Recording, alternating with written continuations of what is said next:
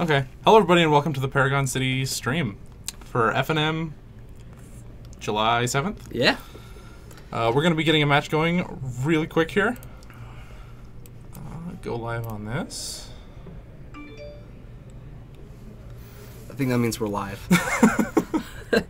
In other words, yes. You'd silent that. Alright, so we've got a full house tonight. All sorts of formats being played, but mostly people are gearing up for the pre-release at midnight. So, kind of figured we'd have a lot of people here. Which table's table one? The one with the red dice. The solid red one. Solid red. The one closest to us, I believe. Yeah. Red and white. Yeah. Is there a red one on each one? There totally is. I'm so good at this. All right, so we know who is playing. What table did you direct him to? I directed him to this one. Okay. And somebody just totally bumps the table again. It's fine. Okay. I guess we don't know. Okay, what are their names? So we have Bryce, and I believe he's on Delver. And then we have Taylor on Reanimator. If I misspell somebody's name, I hope they forgive me. I am not sure, Brian. I have not been told. As it turns out, we're in a completely different world over here. Better world. Happier world. Alright, so they are flipped. Okay. Yeah. Just gonna Easy. cheat. I actually think that puts them back on the right labeled sides. Probably. Excellent. So we'll get to see combo deck trying to go off super fast against someone trying to stop them. Yeah, Alright, and basically I'm burn gonna them back out with up. creatures. Hello! Hello. Hey, Pat. So I've got a backup match for you guys on number 2. It's going to be Lawrence and Christian Cider. Lawrence is on, I think it's Sultai. That's Christian on this side. And he's on Blue Red Delver. Christian, and he's on Blue Red Delver? Yep, Blue Red. Black Red. Sorry, I thought it was intuitive. Yeah. I know, Brian. It's almost like somebody we know like traps us in here. And then, yeah. I like the little black star next to your name. What'd you say? It's a purple Sultai. star. But I know. It's a purple. Ooh. Oh yeah, it's a purple star there. For Twitch, but for Restream it's there. Oh, look at that. Look at that Brian's sweet gonna correct subscriber. you. Brian's gonna correct you. Lawrence. L-A-U. What if we wanted 2 U's, Brian? Huh? 4 eyes. Okay, I'm gonna switch back here. Yeah. Pile shuffling. Gross. Let's go back. Alright, guys. See, Pat. There you go. Thank you. You're welcome. Yeah, like a subscriber, Brian. Like a G6. I know, it looks awesome. You like post, and I know it's important because there's a little star. We have to listen to you now because you're a subscriber. We didn't before. We didn't have to. All right, so let's head over to our main match. You can hit studio mode, that way we can see both. Oh, that's true. Yeah.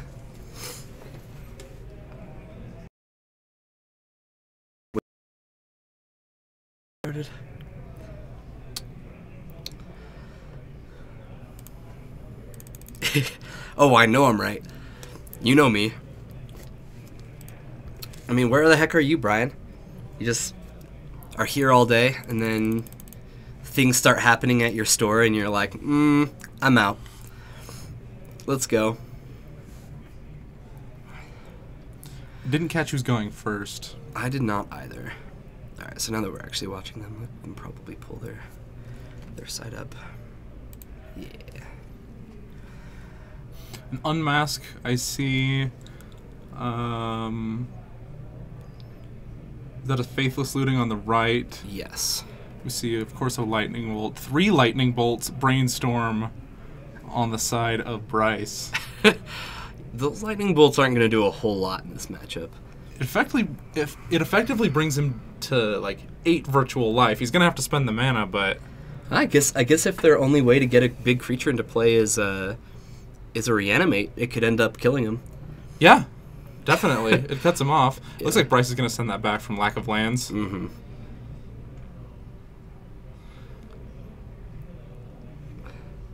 You got taking his wife to the airport. What a guy. What a guy. Got scared of all the changes. Oh man, I walked into this store today and I was like, oh, the new counter. We got a new counter. They put the light up in the back corner. They have all of their board games up on the side wall now. Still comforting to see the 20-foot ladder. Yeah. Yeah, the ladder helps. Just like in the middle of the room. Right over the feature match almost. Yep. It's our own skybox. In fact, you can kind of see the ladder next to Bryce. So you can see the foot of it. All he has is a volcanic island, a whole bunch of what is it, those brainstorms, and a Delver. So he jams out the Delver first. The easy first play. Of course. He has a scry. I didn't catch if he scrayed it to the top or bottom. He doesn't have anything to interact with an early spell. No. Yeah, he has no counters.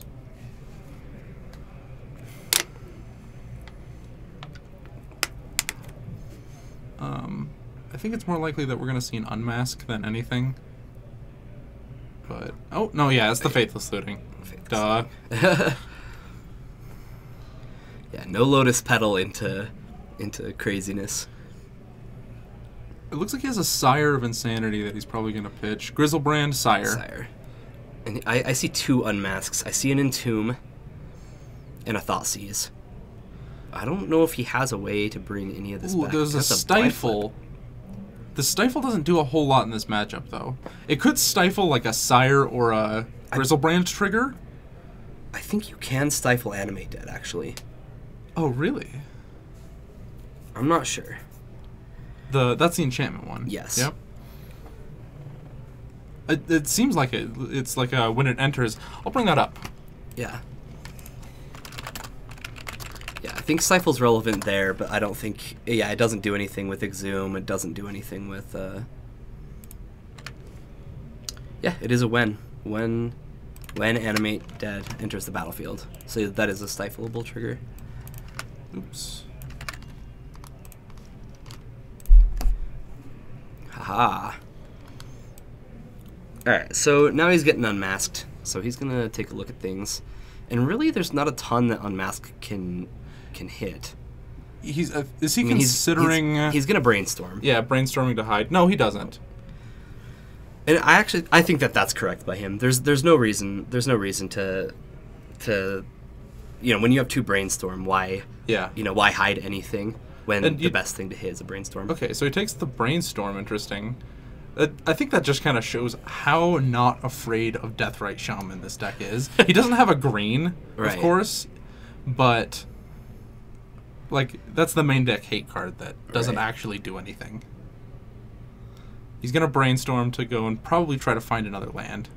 He finds an Angler, which doesn't do anything, and he's Brainstorm locked. Yeah, he is. Not something I would have guessed to see this early, but he does have a Ponder, which he'll be able to cast, but...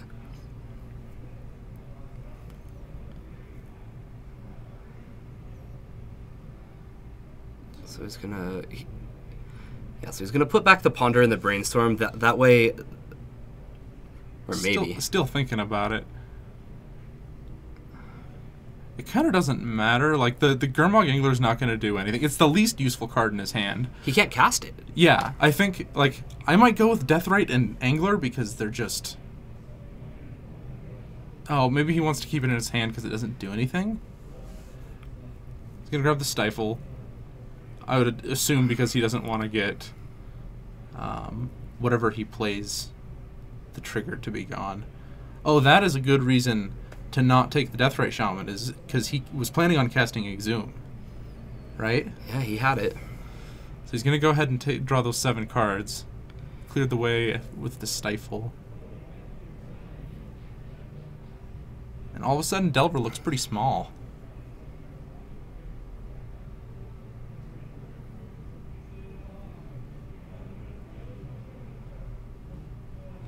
Yeah, Yeah, and with another full grip, this is going to be really, really hard for Bryce to get this one. He doesn't have good ways to kill or deal with a Griselbrand in any way. Well, we know what's on top of his deck. He knows what's on top of his deck. Yeah. I want to say that this is over. I'd venture to say the same. Yeah. He'll just get rid of the lightning bolt because it's the only thing that could be relevant at this point. Yeah, like just enough lightning bolts could like just get him. Like three does, but that's just, we know that's not going to happen. So he sees the prince or whatever he put back plus 2 more ponder, and he's just going to shuffle. Yeah, that was a quick shuffle.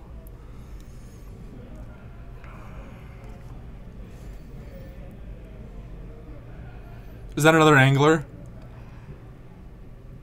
It looked like an angler. I don't think he can catch a break today. Yeah, he's just going to scoop it up. That was really rough. He just could not interact with anything that was going on. So he's bringing in Edict, probably definitely the Cage, right? Yes. He has 2 surgicals. He has quite a lot of cards to bring in. Right. Flusterstorm. Flusterstorm. And a Spell Pierce. Yeah.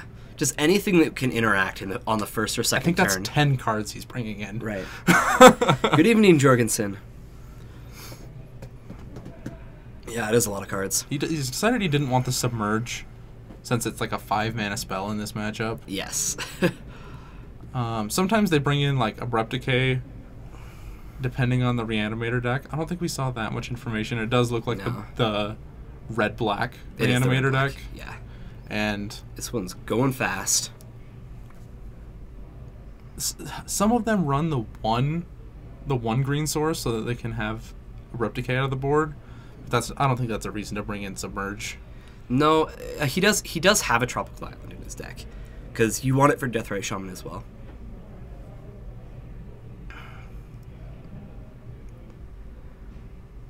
And it is really important to have a, like, if you don't have a lot of other interaction, then your best turn 1 play is going to be Deathrite.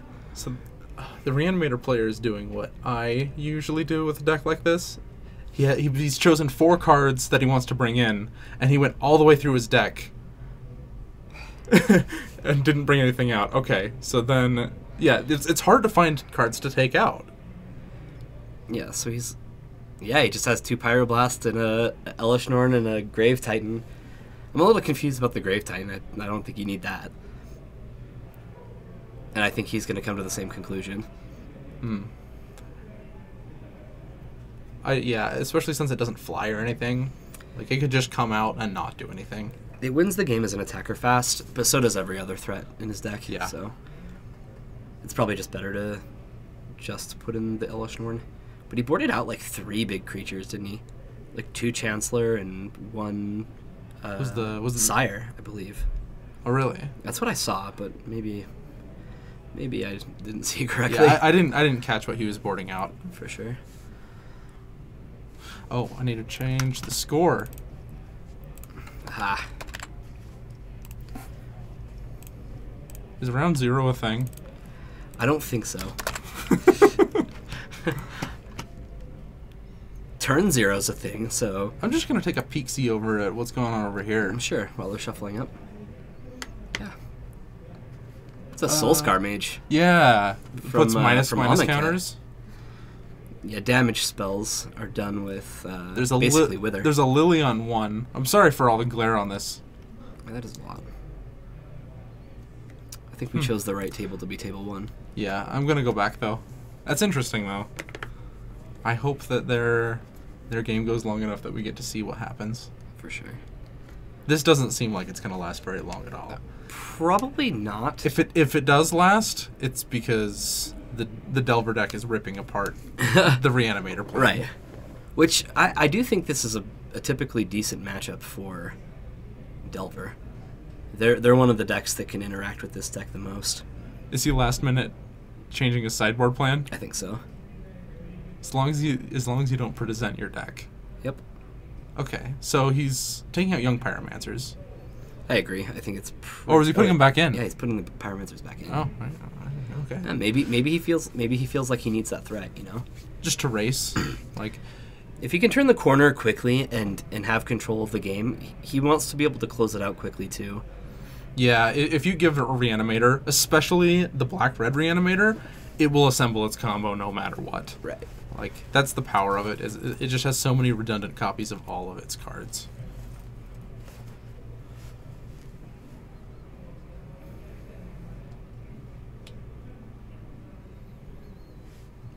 Okay, and Delver will be on the play, which is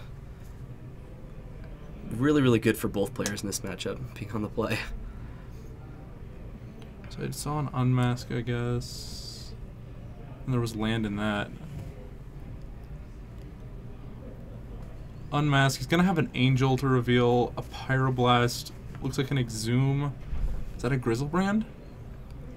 Third from the right? I don't think so. It might be a Collector No? Brutality. Oh. And then 2 land. Yeah, they're the land he needs. He just doesn't have... It doesn't look like... Or, actually, his hand seems okay. He could unmask himself if he really, really needed to with... Well, he has Collector Brutality, and I'm pretty sure that is what it is. Oh, yeah. Okay. And keep in mind he has the pre-game effect of revealing yeah, the to Chancellor. protect everything. Mm-hmm. Okay, so Force Days... Cabal? And Probe? Is that a Cabal therapy? Maybe not. I can't quite tell, Yeah. but he does have a Gitaxian Probe. Evening, Oh, Jorgensen. no, it's a Deathray Shaman. Oh, okay. It is a Deathray Shaman. Yeah, so he doesn't have another land, which I wonder if you just throw the Gitaxian Probe into this, and he is. Oh, he's just... that gets countered due to the Chancellor's ability. He's just... Some free information, though, there. For sure. Bryce is like, no, don't show me the hand. It's a pretty weird effect. Yeah.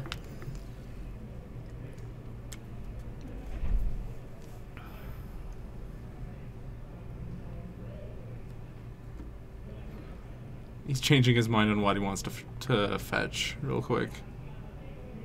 Good guy, Bryce. I know, right? It's almost like he cares how he's viewed on this stream or something. Yeah, starting with the death rate. Okay. I think I would have made the same play. Mm-hmm. Just get rid of the Chancellor ability. We already... I mean, if you want to dodge the unmask, right? And so he goes and gets his Tropical Island so that he can interact with the graveyard, the creatures in the graveyard right away.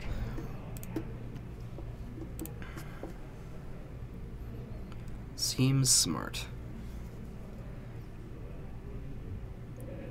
And now without without a card that's putting like 2 different creatures in, he's gonna have a hard time. Did he just... I think he just draw Surgical. That's pretty good. Yeah, that's fantastic. Yeah, and I do think that was a Cabal therapy from what I saw. And that's a Dark Ritual. Yeah, I think he's kind of looking for another G-Pro before he fires off this Cabal therapy. Or like a... Well, he doesn't have the mana. Young Pyromancer. He doesn't have black. He has the... You don't... Yeah, you don't want to use... Yeah, you don't want to use Not that. yet. He's waiting. Mm-hmm. No, you want to be pretty reactive. Can't imagine him using that for mana at the moment. If he had I think if he had a Young Pyromancer, he might be interested in, shooting it off twice. Not that has come up yet. So he draws another Chancellor.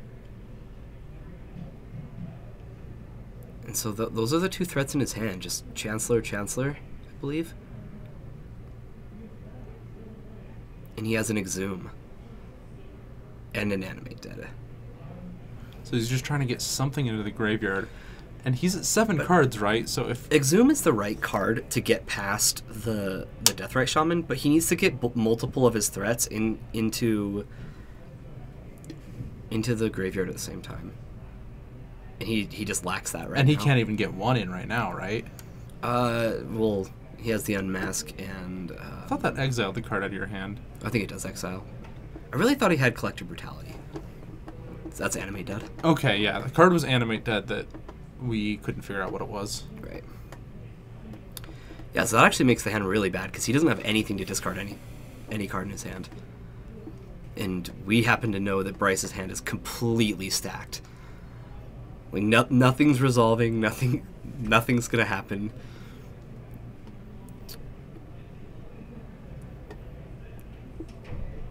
Well, yeah. Yeah. That's what he meant. You exile a card to cast it. That'd be insane if it was discard. Discard to cast it. Yeah. Just fires off a quick Spell Pierce. I think he's actually just gonna pay the 2. He just invested 2 cards into this, right? Yeah, he at least turns on. Yeah, that'll at least turn on his Daze, and which isn't getting any better. And I don't think Bryce has an extra land. I think it's fine. I don't think Daze is too bad from this point. It's not amazing. Oh, he's just gonna Pyroblast. You just let that happen, I guess. He doesn't want to force Unmask, although it's very possible that he just takes the force. Surgical Extraction's so good, though.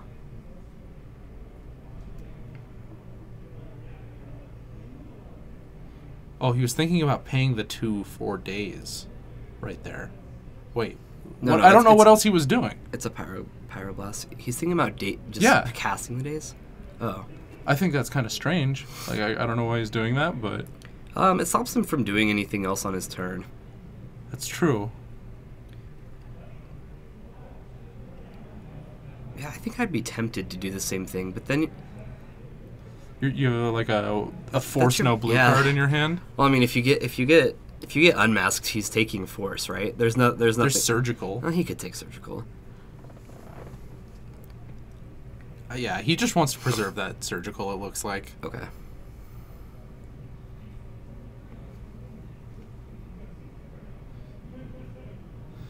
Yeah, there's not going to be another Pyroblast that he's afraid of. Yeah, he opted out of unmasking himself. I guess he just figures he's going to draw into it eventually, which, against a deck like this, I'm not sure I love, but if he unmasks himself, it wasn't going to go well for him. Thoughtseize. I didn't know he had that. I wonder who he's targeting. I think he's going to target Bryce. I think I did see a little point there. What's up? I don't think I think he needs to target himself, honestly. But it doesn't look like he's going to.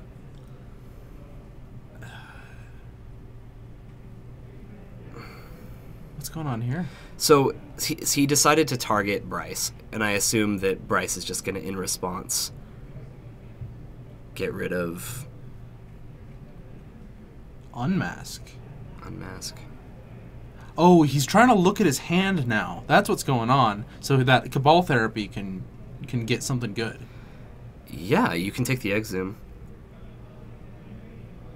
Which then he'd just be stuck with 2 big creatures in his hand and nothing to bring them back or discard them. Yeah, that's an interesting suboptimal surgical extraction to just look at his hand and set up the Cabal Therapy. I kind of like it. Well, the therapy is going to get discarded, so he's going to have to sacrifice a creature to... Oh, yeah. Yeah.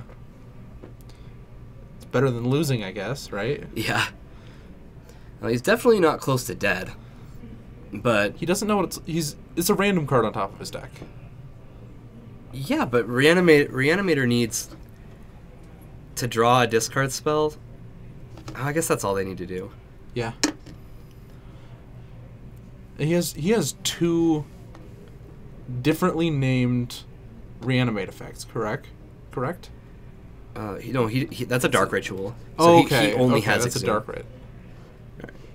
G-Pro real quick. Drops to 14. Blue card. It looked kind of like a Daze to me. No, it was a Brainstorm. That's better. Yeah, Spell Pierce will do something. Yes. Something more than nothing. I think he wants to Spell Pierce now. And... I kind of disagree. I think he can take this turn off to cast another Deathrite Shaman. And then draw the Draw the Spell Pierce next turn as insurance. Okay. I think now is his best opportunity to be able to play. Oh, he switched it up. Reanimator just going to pass the turn back.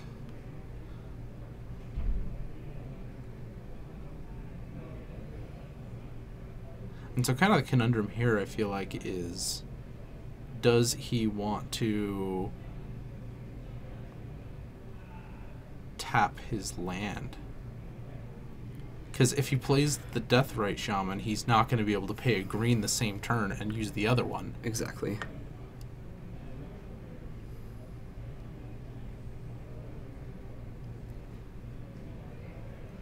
Is he only a white source away from casting a Chancellor? How much is Chancellor? No, he needs one more mana. Oh, yeah. He needs one more mana. With the Dark Ray, you mean? Yeah.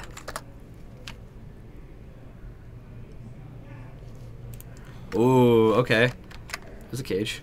Ooh. Now he has to worry about the Chancellor being cast, though. Sorry. Oh, he has a Force of Will. I did not see him draw that. Okay. Yeah. I thought I saw him draw that, but vertical cards are hard to read. That is a land. He's going to go for it. He's going to try to cast this? He is. Yep. Sack both Lotus Petal. Let's do it. So he has 4 mana floating right now. 5? No, he had 6 and he bumped up to 7. Yeah, you're right. Exiles the Spell Pierce. That's gonna get forced. So now the game is looking really in Bryce's favor. This Grafdigger's Cage changed a lot. Yeah. And I highly, highly doubt that the other Chancellor is gonna get cast. Yeah, he would need 2 more Lotus Petals. He would. Both of the other Lotus Petals.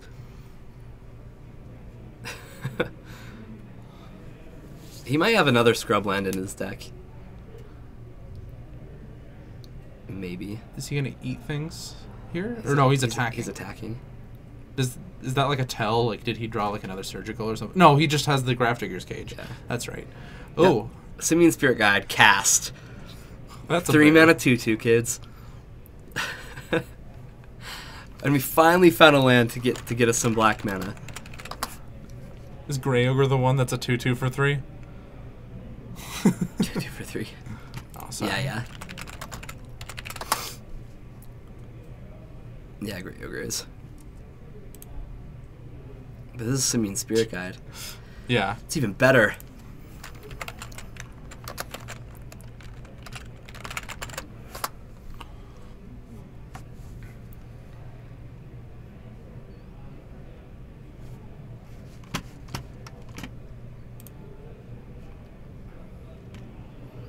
Alright. I think this Bloodstained Mire gets the last fetchable source. I don't even know if there is a 6th fetchable source in the Reanimator deck. Yeah, I think that's the case.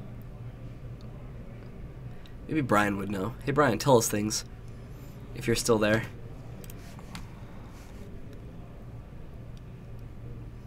Or we'll find it. Because we have the internets. 1, 2. I don't think this is... That's not a very average list. No, it's not. 2 Badlands. Yeah, he's gonna go get something. Probably is another Badlands. Oh, he has... Okay, we just saw another dual land of some kind.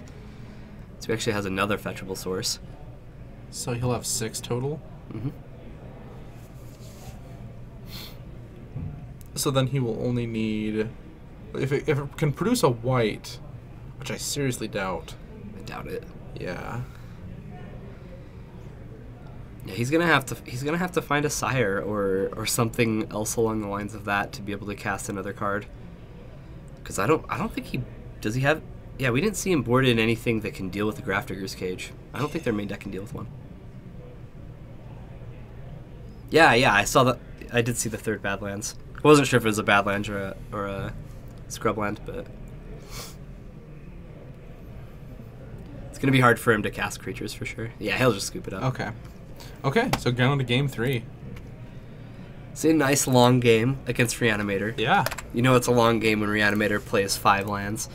You think that would have turned out differently if Taylor would have just turned his Unmask on himself? I don't think so, because then Bryce wouldn't be pressured into using any of his cards to interact with the Unmask.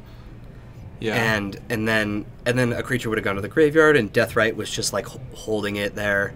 Plus he had Surgical. Plus he had Force. Yeah, with all the Forces, the Dazes, the Spell Pierce, plus the Surgical, I don't think there was any play that he could have made.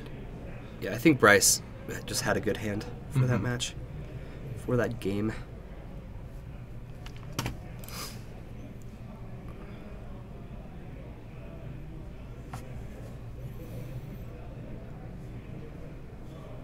I'm going to pop back over to this other match just to see if it's over already. Nope. I can tell it's a Delver. Wow, the glare is really bad on that. For real. Still don't know if Brian's in the chat. Otherwise, I'd complain at him.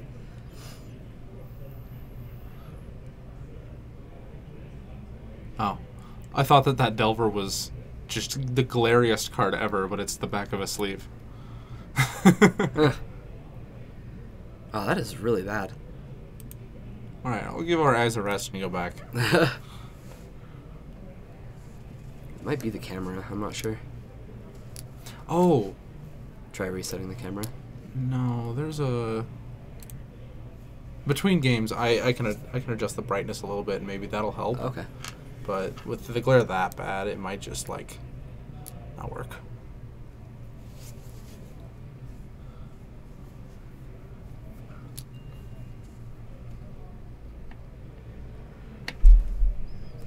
So Reanimator being on the play does give them a slight edge, but my gut feeling is to just say that Delver should be able to deal with this. They have a lot of that early interaction that they need. I don't know. I kind of like Reanimator. Like, well, Zero Lander's not going to do much. The Delver deck really has to get like action, a Force of Will, a card that they don't mind pitching to Force of Will, or like Surgical. Yeah, he totally did do that. Clarky Poo, that's awesome. He's like, oh man, switching up the board. Psych. I think Bryce is seriously considering keeping the Zero Lander. Yeah, what do you think about that, Jorgensen? I think it's actually an okay keep. Oh man. It's not fantastic, but it's okay. It's, as far as a Zero Lander goes, it's probably the best you could have. You know what you're playing against. He's on the draw. He interacts. Yeah. He just needs one land for real, though. Right. But he's gonna do it. I feel the same. I feel the same way. There are worse keeps against them. I feel like this is a better hand than what his game 1 hand was. Just like three brainstorm, and like a volcanic island. The turn 1 Thoughtseize. I mean, that's what you're afraid of, right? Right. There's no card in his hand that it doesn't hit. Yes, but it forces him to. There was no Chancellor. No Chancellor to mess up these surgical extractions. That's true. The problem is show and tell. This deck is the red-black version of the deck. Yeah. So it definitely won't be show and tell. Is he tanking real hard, thinking about forcing? Like, that's his only action. I think he should. Stifle and Daze aren't looking pretty. Yeah, Stifle's looking like the worst blue card in his hand. I don't think you really have that much of an option. Nope, he's just gonna lay him. Yeah, he's gonna lay him out. All right. Like, the redundant surgical extractions kind of just mean, like, he can't take a surgical. And if he's going to take the Force of Will, you might as well not 2-for-1 yourself. He has an Unmask to back it up, too, though.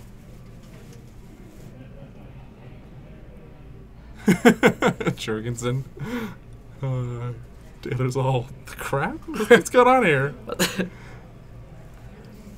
I know, he's probably like, well, I wanted to take a land, but now there are none. I tease. Yeah, he's going to take a surgical. That makes sense. And now he knows what he has to battle his way through. But keep in mind, if he rips a land off the top, this game shifts into Bryce's favor quite heavily.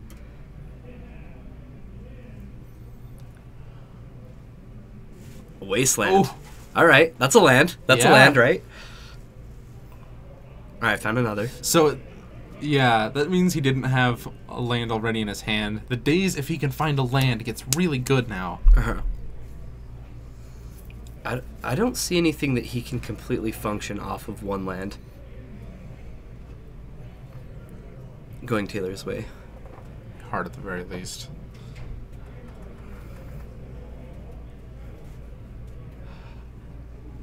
So Bryce is at the mercy of the top of his deck. He definitely has a couple turns. Yeah, for sure. So it looks like he named what he was going to cast, I assume. And it's just going to get forced. Yeah, so another Thoughtseize. Now it's going to get forced. Yeah, and he wants to keep his last surgical. It's going to get unmasked. No interaction against this one. So now Bryce needs a land off the top of the deck.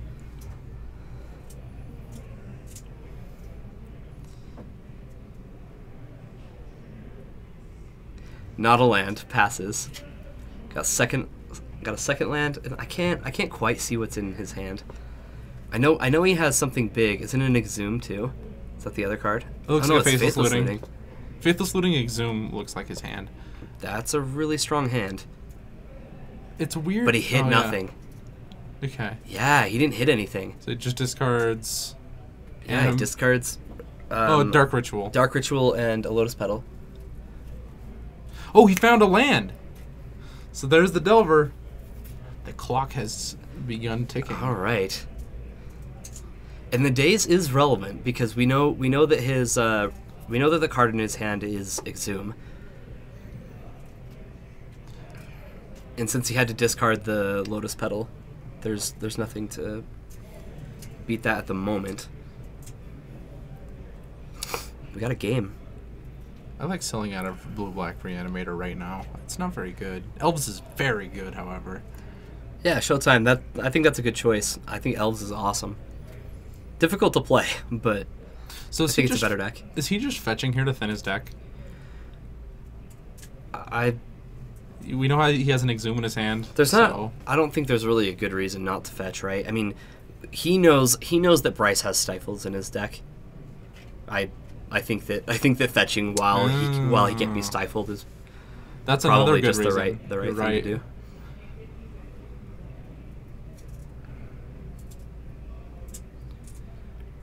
Yeah, he's putting out his days like, look, this card works now.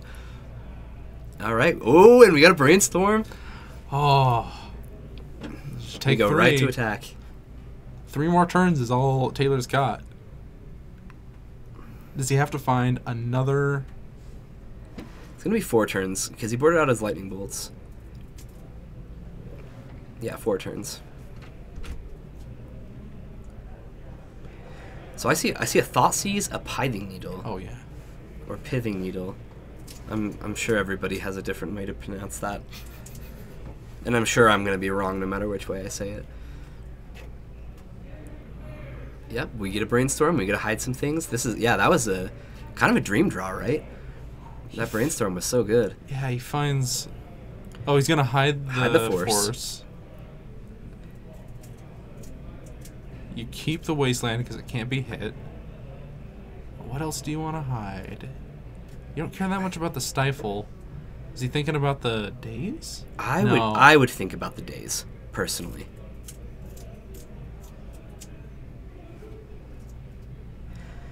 I am really not sure, Clarky Poo. Yeah, Deathrite. I mean, that's the only target, right?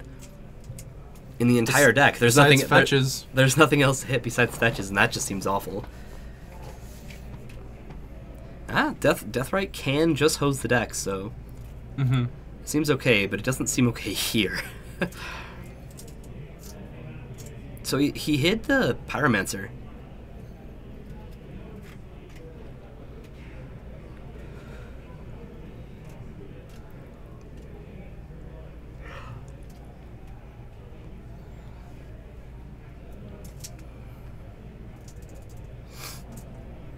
Yeah, see, I think that's why I would have considered hiding the days, is because that's the most relevant card. Yeah, especially with Wasteland. It's got to be difficult to know if he just drew the young Pyromancer. I didn't see which way he ordered it. He would. Oh yeah. Yeah. So I he's think either he probe. He's debating the probe because he knows he's gonna draw force, right? But he wants to be able to pitch the probe to the force, so it makes it a little awkward. Okay, so Pyromancer was on top. Another reason to kind of wait would be a token off of Pyromancer. I don't think it would change the math. Yeah, so the unknown card is force then. We know that. Yeah, it wouldn't change the math. Okay, so he's going to get to Wasteland this turn.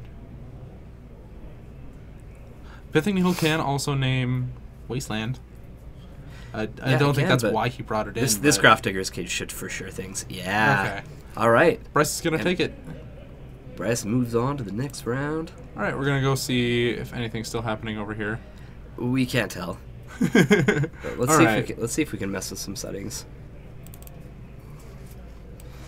So, for those of you who weren't here right at the beginning of the stream, a lot of the shop got changed around this weekend. They added more counter space.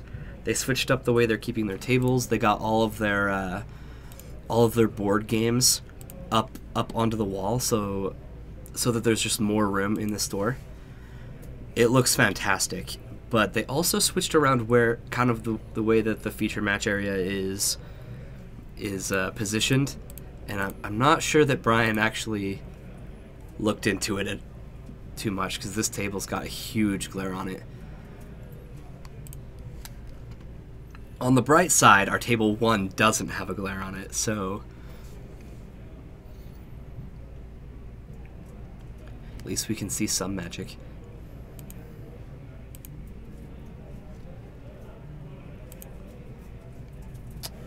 That is going to be... Oh. Maybe try turning the camera off and back on again.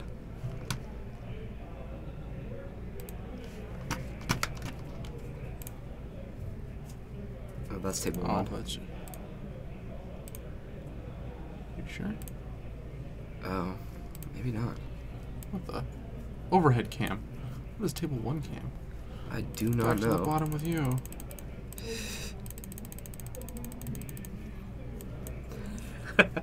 We're gonna switch everything, and then Brian's gonna come back and be like, "What the heck?" Oh, he's gonna be so mad at me. Okay, maybe I can do it like this.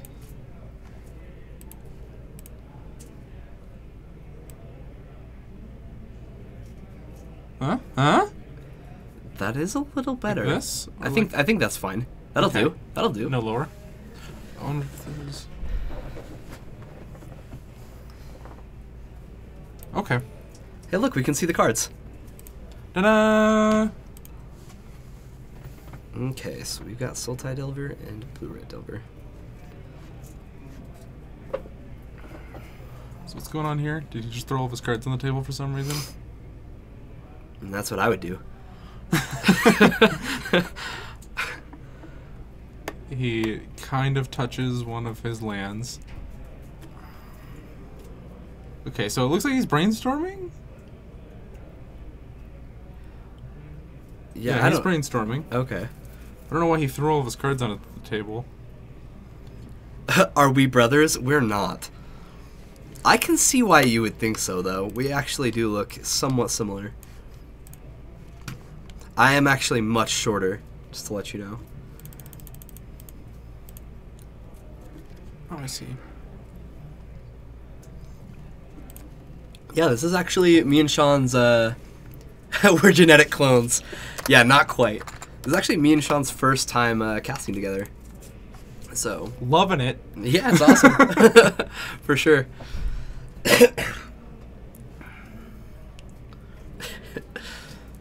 We are genetic clones, though. Yes. Oh, they're talking about us too? Yeah, absolutely. It's funny because my actual brother is like 4 inches shorter than me and redheaded and really skinny. Okay. So we look more alike than me and my actual brother. I have 2 brothers, and you and I do look more alike than I look with my brothers. Oh, that's funny. Oh, gotcha. That makes sense, Clarky Poo.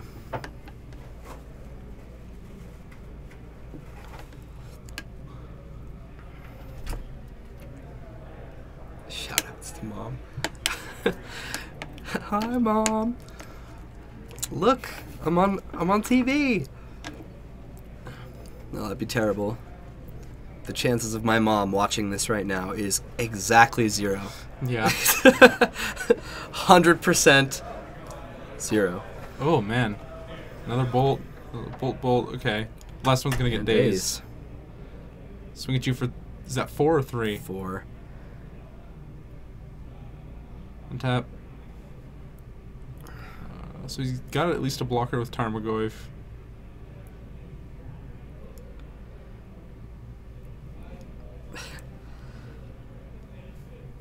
That is a good question, staggeringly exquisite. And honestly, I'm a person who thinks that you should do what you want with your own cards. Mm-hmm. I know a lot of people who would think that doing that would be the most terrible thing in the world. I know other people who are like, well, duh, of course you white border it. What else would you do? I just realized that Lawrence is playing his creatures behind his land. I'm tilted. I think there's actually rules against that. Supposed but this is our backup match. Okay, so he's gonna, since he has the Soul Scar Mage, we'll let it he's slide. gonna put 3 counters on that Tarmogoyf. I don't know how big it is, but he wasn't afraid of swinging in with that 2/3 Swift Spear. There's a fresh new Tarmogoyf.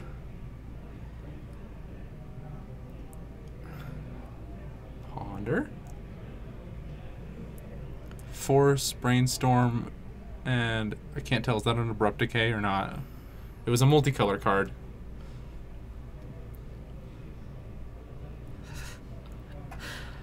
Yeah, once again, staggeringly exquisite. I just do what you want. Seriously. I'm not gonna be mad. I still have my Tron lands that I sharpied in the white border. Hey, you do what works for you. No you know? one has noticed except for one person who's like, "Oh, what set are these from?" And then he realized and was like, "Oh." Oh.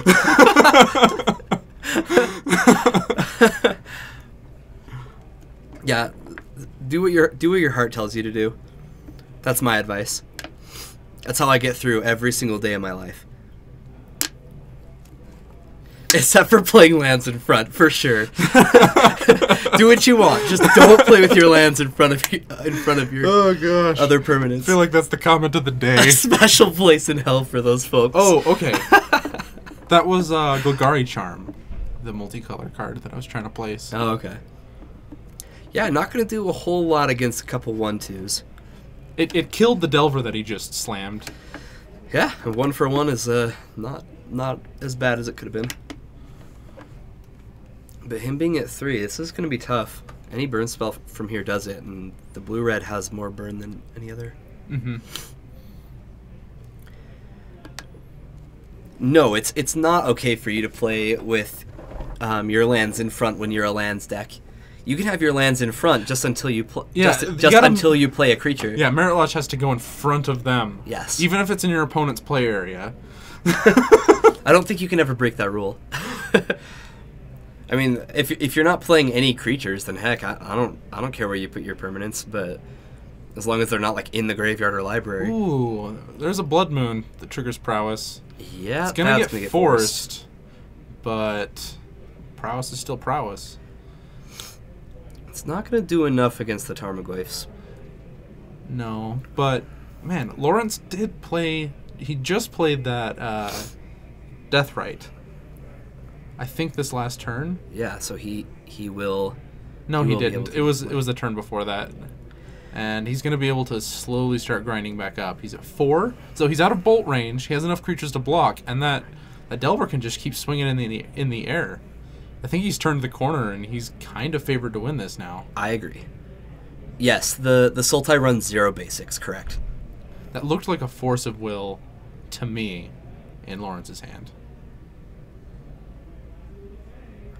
Not going to do anything without another card in his hand, but no, something worth noting for sure. He's a land off from being able to hard cast it though, and that's a land, right? Yeah. It's a fetch land, but the sketchiest of lands. Yes. In this situation. He'd go down to 5. There's not any one card that can kill from that point unless it's a Prize of Progress. He already has 1 in his hand.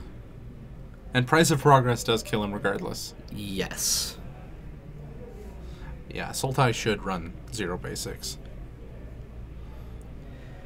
See, this is the reason I would be like a little sketched out from playing my land at this point. Is because of Price of Progress. Oh, they're on turns. That's what that dice is up at the top, I think. Gotcha. Between the Deathrite and that Delver, though... Oh, it's turn 4 right now. And Lawrence will never get the turn back, so I think they're going to draw.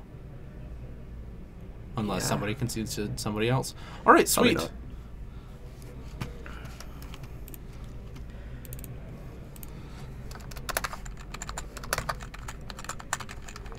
to round 2. Yeah, going into round 2. Awesome. We're going to have to go and set up a match. Yeah, Patrick said he'd get all of our matches set up today. Oh, sweet. What a guy. That is, I feel like, the hardest part. Talking to humans. In getting information from them? Yeah. Oh, to emphasize staggeringly exquisite. Yes, I will allow you to Sharpie up your borders. I'll let you white border them, but I will not let you play with your non-land permanents in front of your lands. I'm sorry. I am happy to step in and be the bad guy for this one. Where do you put your enchantments and like non-creature artifacts? Back with your land, or do you like throw them out front? I've seen people do both. A lot of lands players will play with all of their lands right up front at the top and just kind of off to the side of their land. They'll have their enchantments. And usually they'll just keep their Mox Diamonds with their land. We do get to see how he sideboarded here. I'm going to bring this up. Okay. That's not a Price of Progress he brought out, is it? What is that card on the left? I can never remember.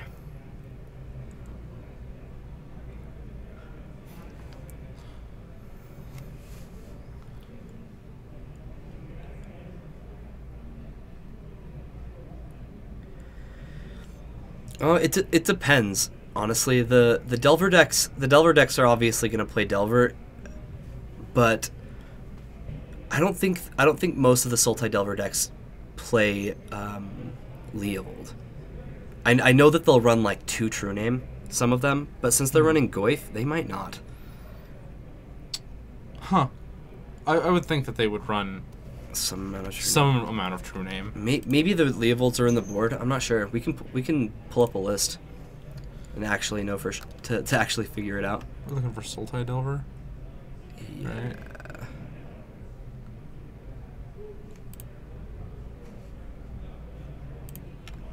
Go other aggro. Either that or it might just be with Grixis.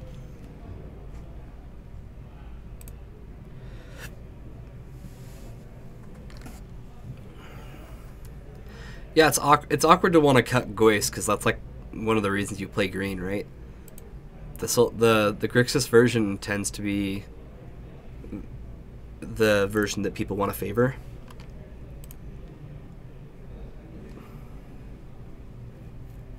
Oh, this doesn't look good at all. That is a weird list. It was like 4 different decks combined. It was so odd. Oh, those aren't going to be the decks. Maybe they are. I don't know. We could bring in Lawrence at some point tonight to talk to him about his deck, but we're going to be getting another round here soon. Yeah, there should be lists out there. And since they were on turns, it leads me to believe that we will get a new match fairly soon. Unless we got a thinker out there.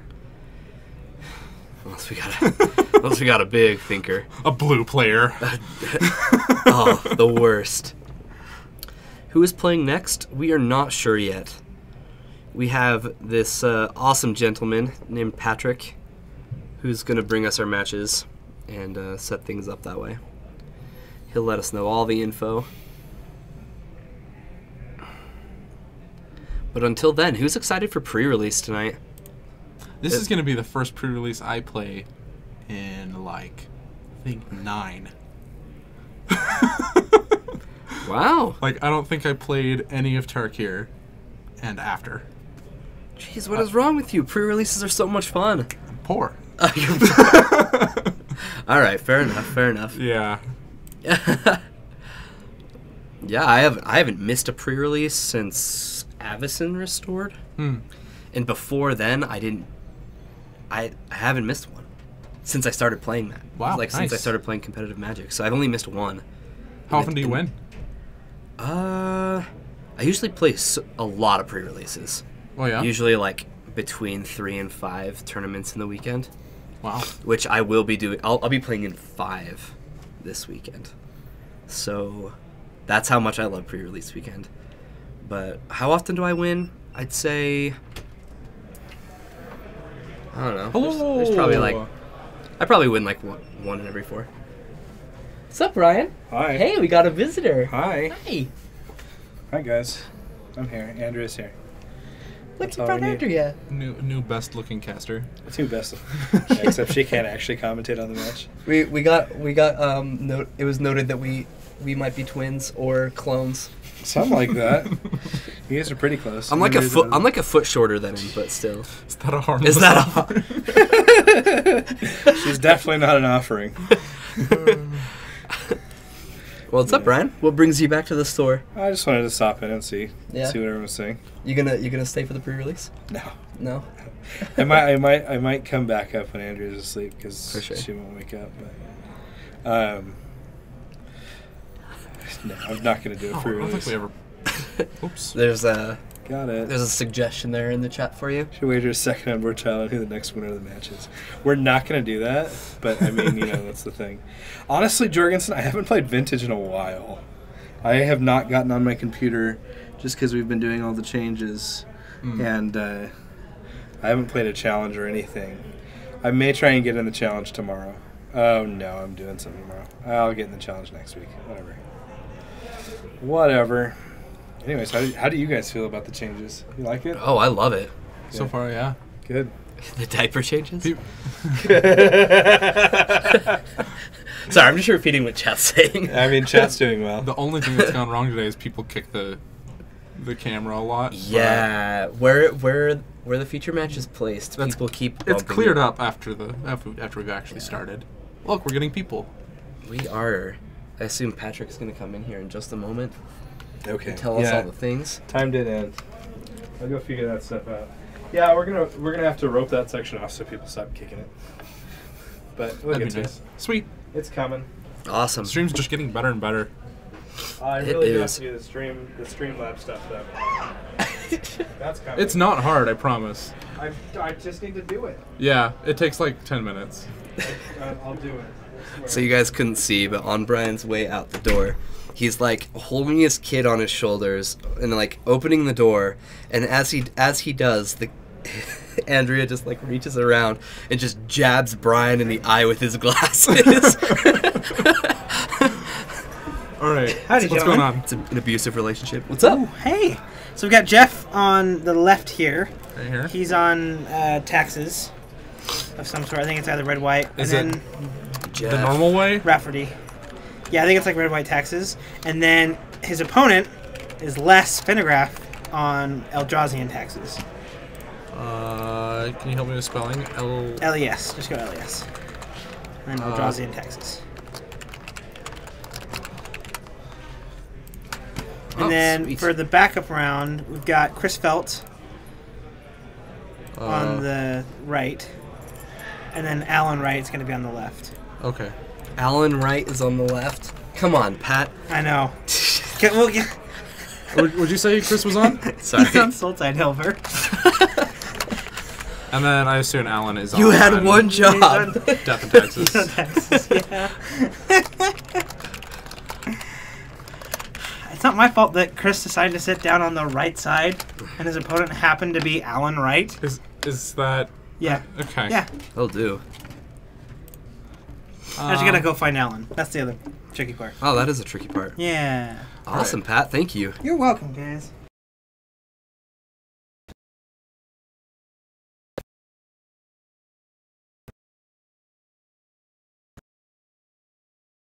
I keep looking at the one that says Danger Zone, and I just want him to put all of his cards there. Right?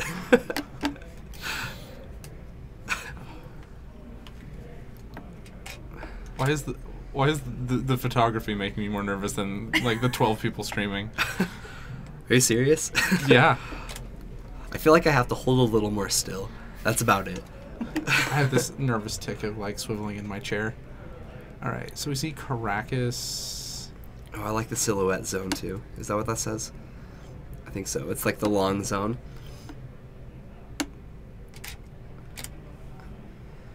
Oh man, okay, something I just realized. His mat is totally upside down from the way that he's drawn on it. Oh, that would drive me nuts. Look where it says Ultra Pro. Oh. Alright. Who let this guy go crazy on his mat? Oh, he has the whiff pile? 7 levels of hell. Yeah, this is the best mat ever. That's a D&D reference, right?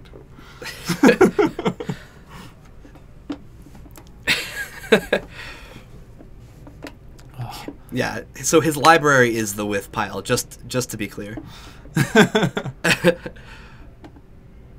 You can tell because that's where he put it. Les is reminding him, you're going to want to scry. Yeah, do you think he's going to put each land in a different zone? Okay, so he's pitching planes.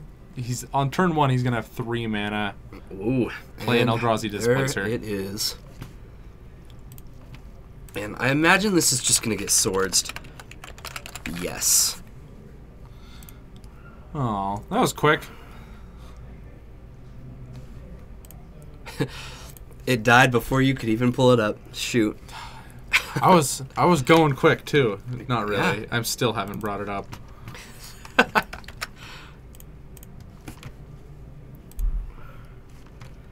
Ta-da.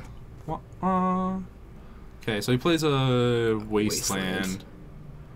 which is gonna hold off that Rashadan port for a minute. Yeah, but we happen to know that all he has left is, what, an Endbringer and a Caracas? He needs to draw either a big land, like a City of Traders, or an Ancient Tomb. Or, Oh, this gets the diamond, doesn't it? Yeah. Oh, and he just drew a diamond! Oh, that is the worst possible draw. He really needs to find Jeez, this 2/2 is gonna go all the way. 2-1. 2-1. That's what. Don't mean to That's be. what I meant. It's Hate Bears. Come on, give me a break. Scratchy, scratchy, scratchy. Get the smoochies off your sleeve. I feel like that's my life, shuffling cards and getting the. Getting the I've been crap doing off my that for sleeves. so long. It is time for me to get new sleeves. Uh-huh. I've just resorted to getting Oh. new sleeves like every tournament. There's a Sword of Fire and Ice. And we're gonna get rid of the sword. Oh, too little, too late. If he would have popped that wasteland earlier, he wouldn't be staring down a sword. Shoot. I mean, he had a good reason for saving it in that he didn't have a battle plan without it. But like his battle plan was get enough land. Right. And now it's just like he waited and then he kind of panicked did it, you know? Like I think he should have just like, oh, it already hit. I'm just going to keep this wasteland. I'm in this deep. I think that he was on the plan of trying to find the lands to play this Endbringer. And so he wanted to keep it. And then he saw the sword and its activation cost is only 2 and I think he just panicked. I'm not sure. That's what it looked like from my perspective. Would I recommend playing with my cards double-sleeved? I would recommend playing with your card double-sleeved. You're talking about like perfect fits and normal sleeves? Yes. I strongly recommend double-sleeving your card. If you're playing standard, whatever. If you're playing modern or legacy, double-sleeve your card. Just do it, yeah. It's like $5. It's less. To get like a whole set. Yeah. And the inner sleeves really don't go bad. Not quickly. Not quickly. I seriously, if I play a deck like almost once a week for an entire year, then I might think about switching up the inside sleeves. Yeah, same Jorgensen. I double sleeve every deck I own. Every deck. If I were Jeff, I would just fire off that wasteland now. It looks like he's gonna do that. Yes. Especially after he plays 2 vials. Oh yeah, he doesn't need the land anymore. These vials should be able to keep him going. And yeah, Les is at 2 mana with a deck that wants to be at 3 or 4. Right. Minimum.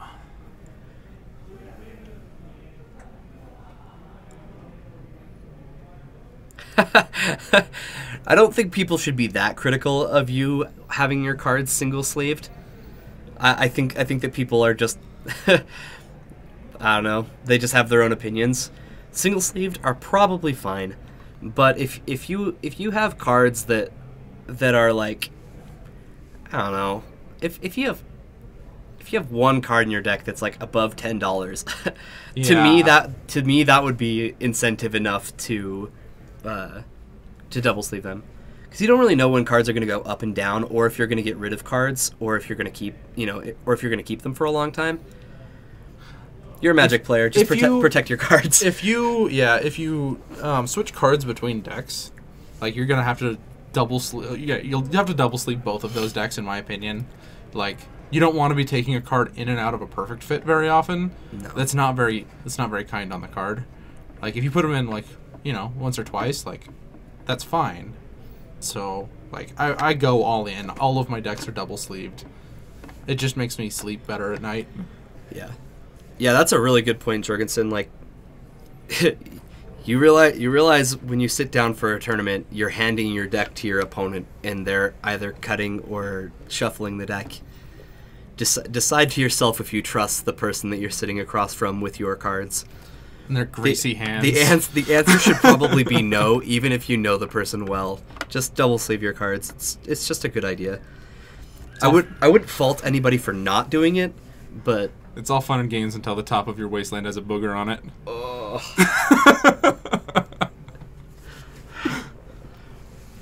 Oh, that's terrible. Just like picking Gilberts before the game. Present your deck. I'm gonna swap and see what's going on a little bit. There's a cool Deathrite Shaman facing down Athalia. Yeah. It looks like those 2 ports are doing work.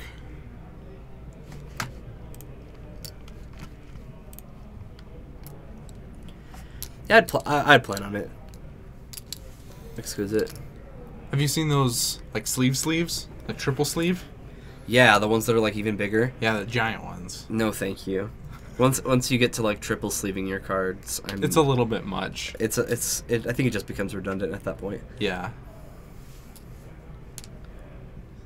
But my friend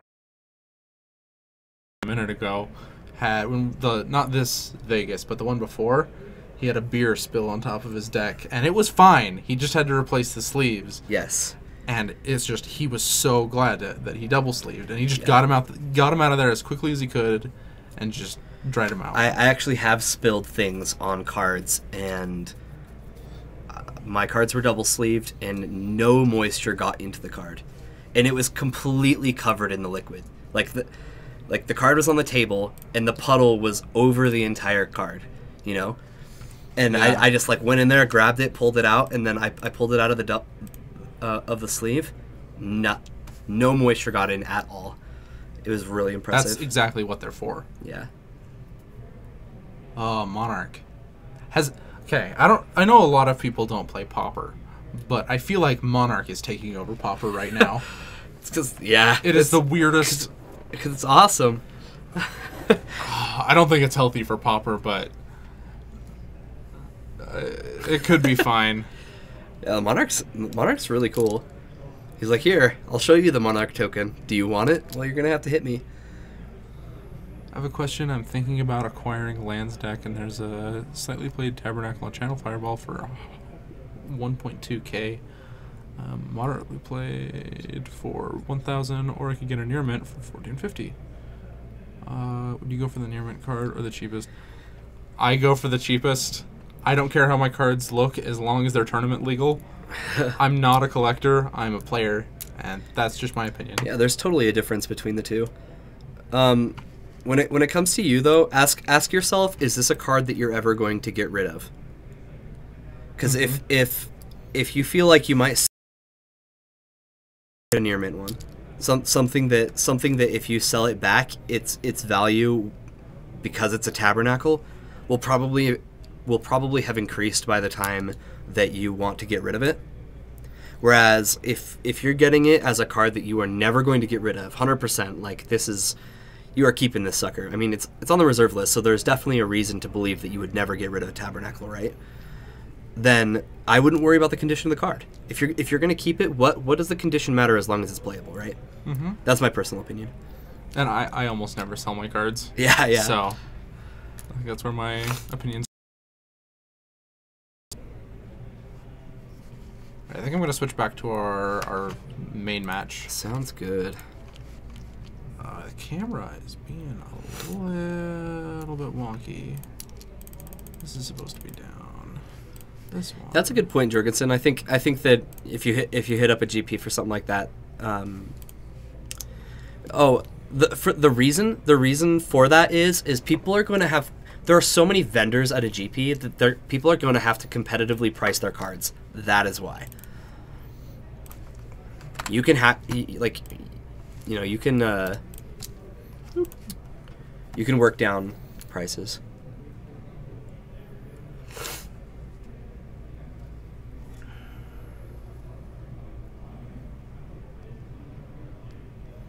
Yeah, that is a very good point. And you can see the card before you buy it. You like with a card like that, you want to give it a good looking at. Yeah, one man's Near Mint is not actually Near Mint. You know, like... Never been to a GP before. Oh, you are missing out, my friend. They are a lot of fun. It's kind of cool to just look around and be like, all of these people love the same thing I do. Mm-hmm. Like, if nothing else. Yeah, you could have zero things in common with most people, except for the fact that you play Magic. And so far in this game, you have a good time. The Eldrazi Temple has been wastelanded, which really sets back the Eldrazi Taxes player. And then he, on turn 3, just goes, Stoneforge Mystic, I have a good plan here. Right. No worries. Yeah, I mean, this shuts him down quite a bit. There's a wasteland too late. Yeah, Jorgensen, that's awesome. One for 750. There's a good play. I assume that's naming Stoneforge Mystic. Yeah, I would assume so. So that Batterskull's going to be kind of... It's going to be dead for a minute. Yeah. He's going to have to wait until he gets 5 lands. Or he can remove the Phyrexian Revoker. Right.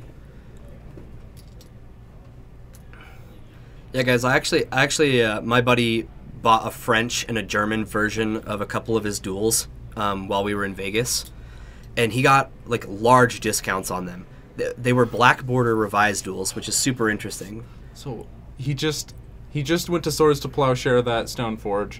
In reaction, he Swords to Plowshares the Phyrexian Revoker and just jams that Batterskull. Oh man! So, like I guess he could have waited and anticipated the swords, and just saved the swords for the Batterskull. Yeah. But he opted not to, and it's gonna bite him.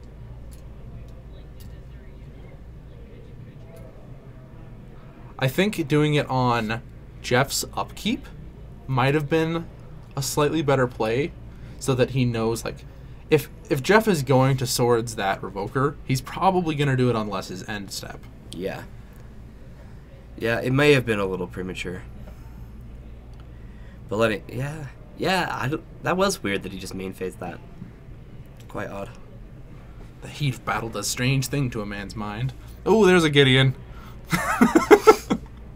Yeah, we've been seeing Gideons in our store, and can I just say, these are crazy in Legacy. That is a card. What's up, Mr. Gator?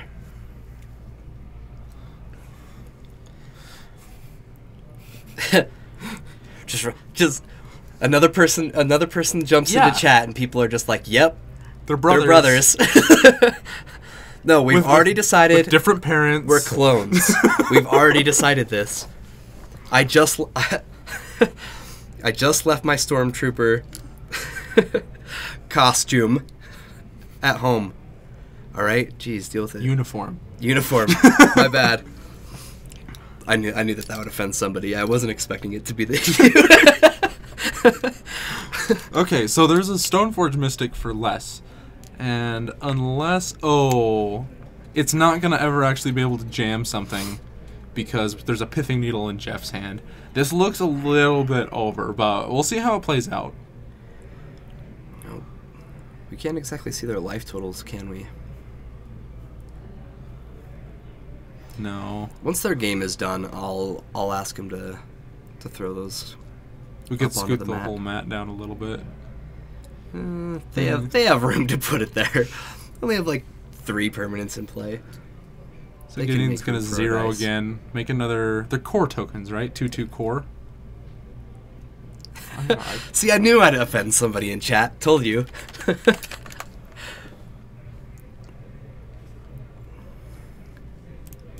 Wait, Mr. Gator, are you talking about their costumes? You mean their cosplay? Yeah.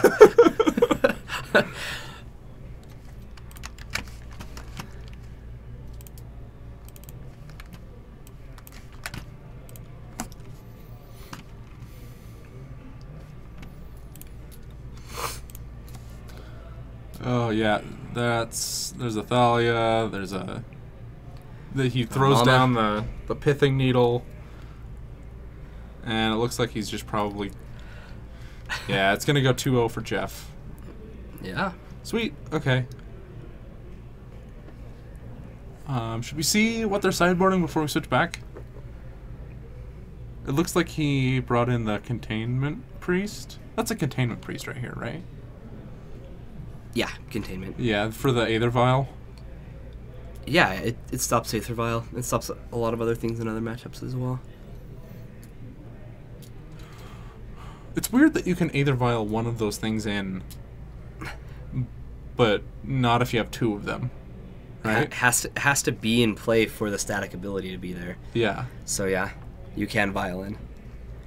You can vial in. Okay, we're going back. Oh man, our table just keeps getting bumped. Love it. I'm just on a tilt now. Oh man. Calm down, it's not that famous Utah earthquake that's supposed to happen that we're all dreading. Yeah, that's what I said. You can vial in.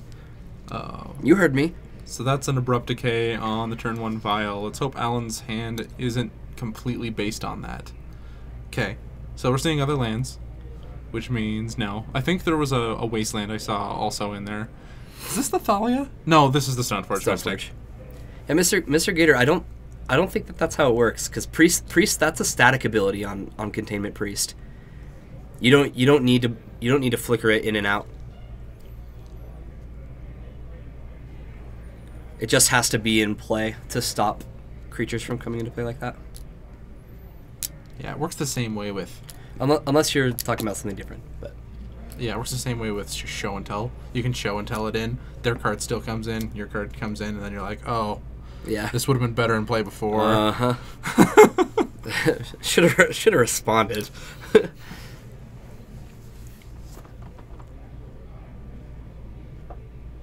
Oh, yeah, that makes sense. Oh. Yeah, flicker your opponent's creatures.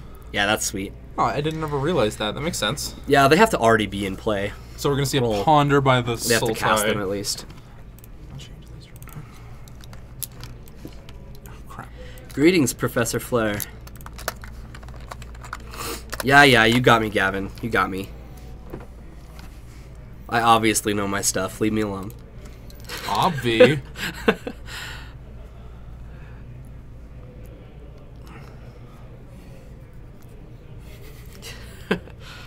Okay, I need to pay attention to this match. Let's try.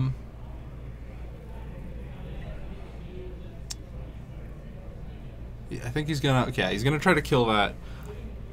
It was a Batter Skull that he got off of that Stoneforge Mystic, and he's gonna shut that off For a couple turns, at least. for the time being. For the time being. Oh, that's a cavern. That is a cavern. All right, this is not getting countered. Do you know the? Okay, so he's gonna play the Recruiter of the Guard, but do you know what every person says about the new cavern art? What? What is it? There isn't anything. Oh, there's a hand. Every time. I'm going to bring it up real quick.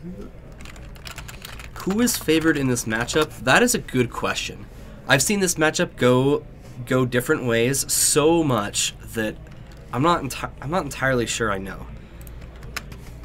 If I were playing in the matchup, I think I would want to be the Sultai Delver deck.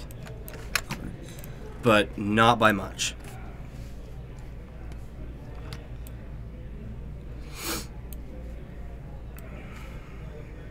D&T has a lot of play against Delver. It has more play than most. Which it doesn't really seem like it. Did you catch what he got? I keep not catching what the... Nah, I'm interacting with chat too much. Jeez, I really need to learn to ignore these people. They look like tombs. Yeah, they do. It's almost like the card's asking you to name spirit. Or zombie, I guess.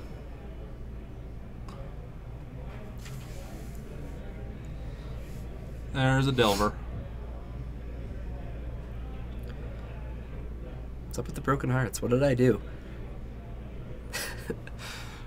Did I offend more people? What did I do?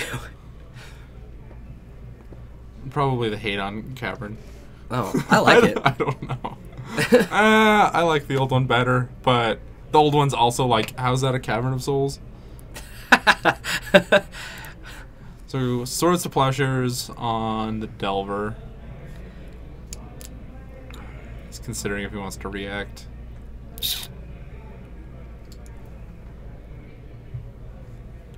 Well, answer me this, Mr. Gator. Did you come hang out? Did you? Let's ask that.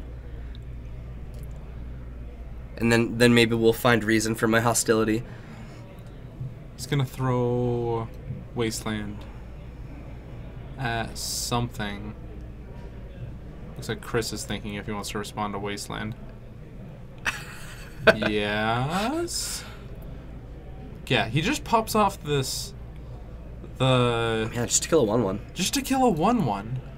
It looks like he found that Stoneforge Mystic. Like, that's probably what he got, Yeah, right?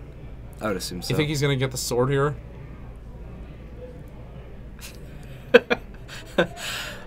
I think he's gonna get the sword. Yeah, no kidding. All sorts of stuff going on in chat. I know. I just want to fight right now. I'm sorry. Sorry, guys. You're drinking a Boston Lager? Jeez. Bring some over. Come on now. Mr. Gator's gonna go get beer? Yeah. And he's not bringing me any. That is a Sword of Fire and Ice. He just got super mad at me, so there's no way I'm getting any.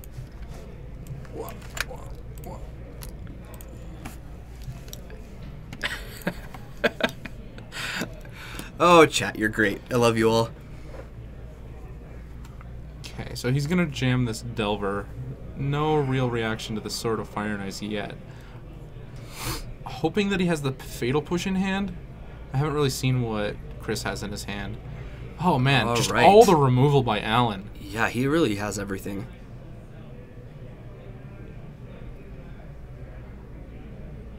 This protects his sword. I feel like that's a Horizon Canopy, correct? It looks like it. What was that, Jorgensen? I didn't hear you. Fair enough, Gavin. Thank you. Appreciate it. That'd be fantastic. Yeah, he's just gonna react to the Brainstorm by throwing in the Batterskull as quickly as possible, so that there's no like stifle shenanigans or anything like that. And yes, this is Horizon Canopy. Horizon Canopy. 100%. Hunted.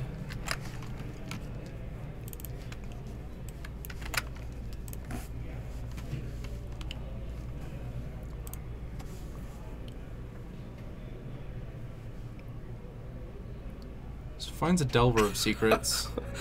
Jeez, you guys are mean to me. I mean, I guess I was kind of rude, but seriously, this is getting too serious. Is that a second Delver of Secrets in his hand? It looks like it. I believe so. Is he popping the Horizon Canopy right now? Or no? Oh my goodness, another swords?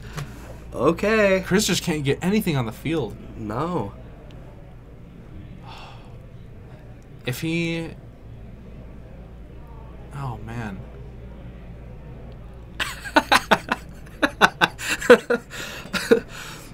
Sword hits the table. Sort of comes to Batterskull. Thank you, Mr. Gator. Appreciate it. And is this a Fatal Push? No. What is that? All right, that's a Dismember. Oh. Oh, I know, Stackerly. No worries. I'm all...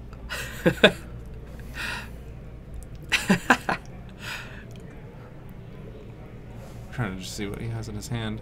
There's the Delver that we've already seen. I mean, this is probably the best the creature has looked yet, right?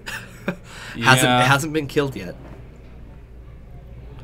It's lasted about as long as all the other ones have so far, though. All right, using the cavern. Looks like he's going to use it to equip. Oh, no, he's going to play 3. Oh, all right. Sanctum Prelate. For sure. Let's see what he names here. Probably 1 or 2. 1. Yeah, definitely one against Delver. He's already played 3 of his Swords to Plowshares, which is like the big drawback about playing that card is like you shut off your removal. But he's already played 3. Yep. Or is this one opponents? I can never remember. It's everybody. It's everybody. Yeah. Death and Texas has a surprising amount of symmetrical effects. That's right. Paragon City, FC Reaper.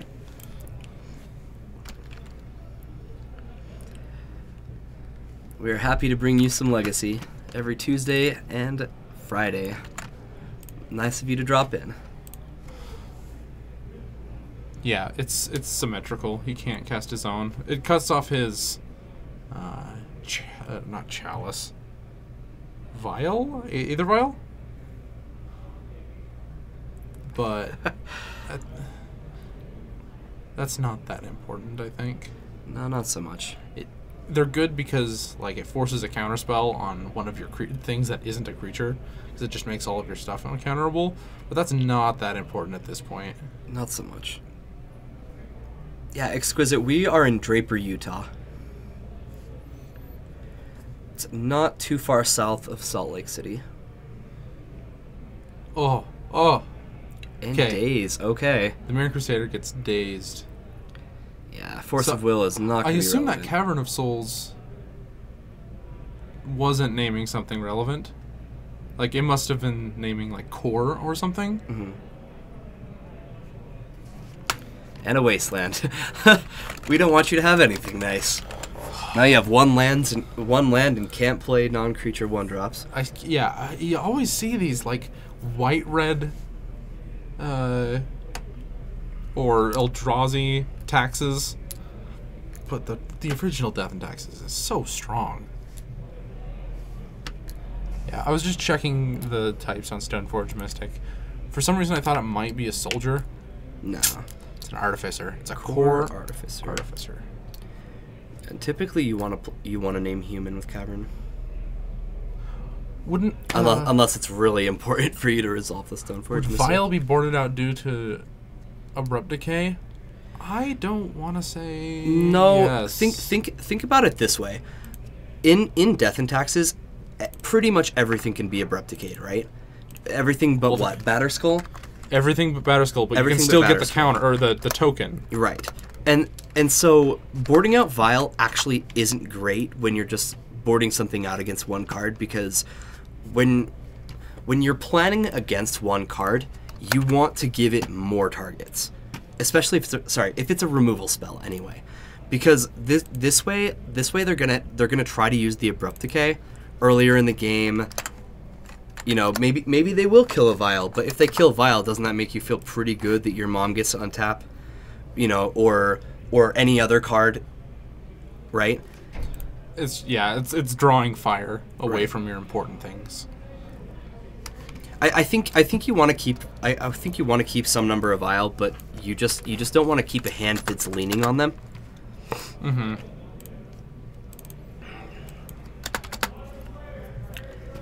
Exquisite, come on, I'm talking about untapping Mom, not tapping Mom. You twist my words, come on.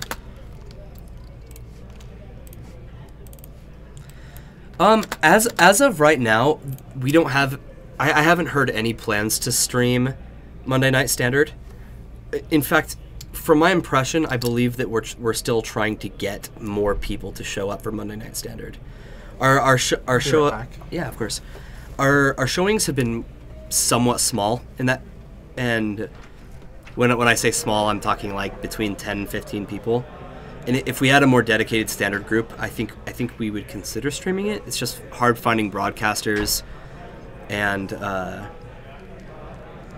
player group for Standard right now, where there are so many stores in Utah, especially in the Salt Lake Valley.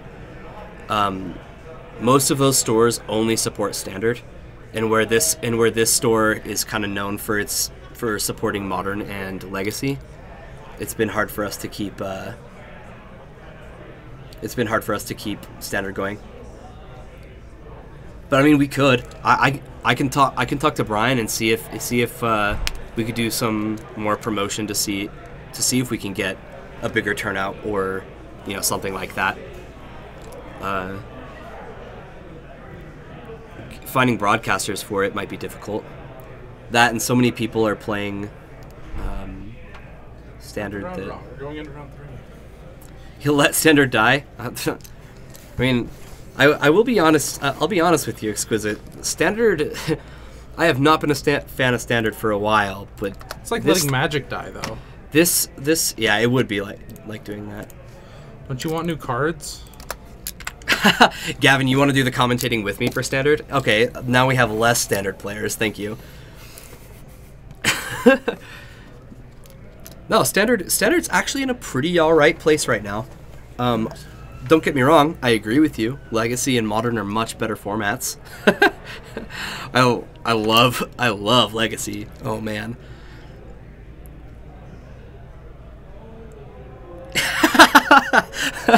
Totally, Jorgensen. That's exactly what would happen. If Brian came to me and was like, "Hey, I know you're already broadcasting like twice a week, but could you come Mondays and do it too?" I'd probably look at him and be like, "Only if I can just bag on Standard the entire time." He'd probably let me. Let's be real. He'd probably be like, "No, that's just fine. It might even be better." You don't mind Standard, but you suck at it. What do you mean? What do you mean you suck at Standard? I'm confused. It loses games. It's confusing. If you just hang out with me more often, then you'd probably get better at it. No, I tease. There's like 18 minutes left. Wow. Yeah. And both of our matches are done. Jeez, Yep. we just get a fill in time with interacting with chat. My favorite.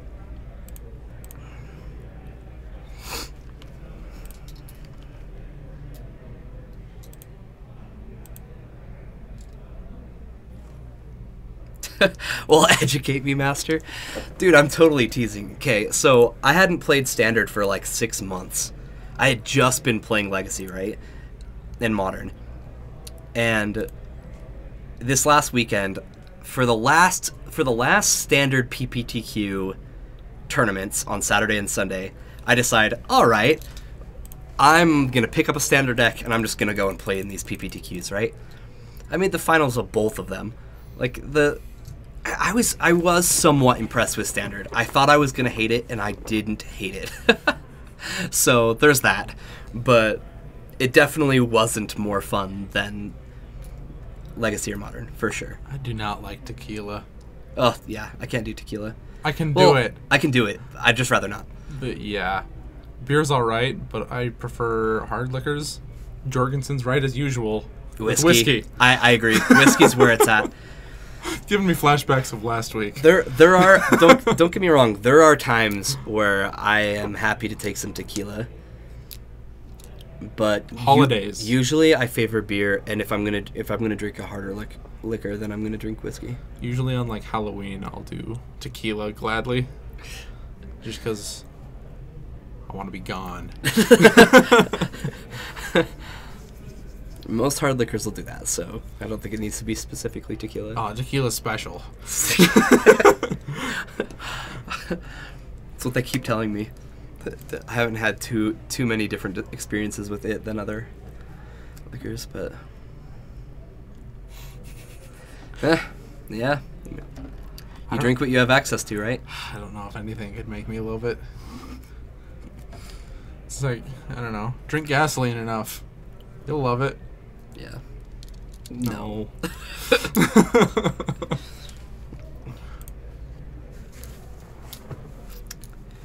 Yeah, tea is good. There are some good teas out there. I'm a beer guy, that's for sure, though. Every time I get out of this place, I'm like, all right, and to the bar. Oh. Camera's having fun here.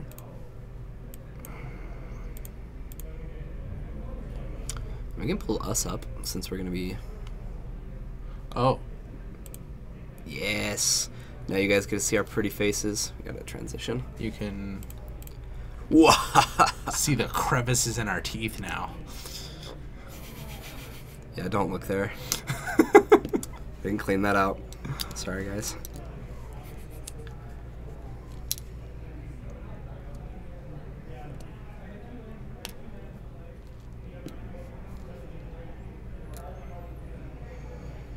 I didn't say. Good luck playing Lands, man. Lands is such a sweet deck. I don't know how much you've watched it or play it, but man, such a cool deck. If I had access to the cards, I'd probably be playing it. As it turns out, it's a little pricey. Oh, definitely, but it's not very appealing to me. I like doing something a little bit more crazy. Mm-hmm. You like combo stuff? Not like combo. I play Mud right now. I've been Artifact guy like always. And are you one of the people who've been playing the Tezzeret builds in the store? no. No. Okay. I play as few colored spells as possible. Gotcha. Mud plays 0, which is the right number. It plays like 2 Dismember in the side. Gotcha. Artifacts are the best facts? I've never heard that before. You are more than right.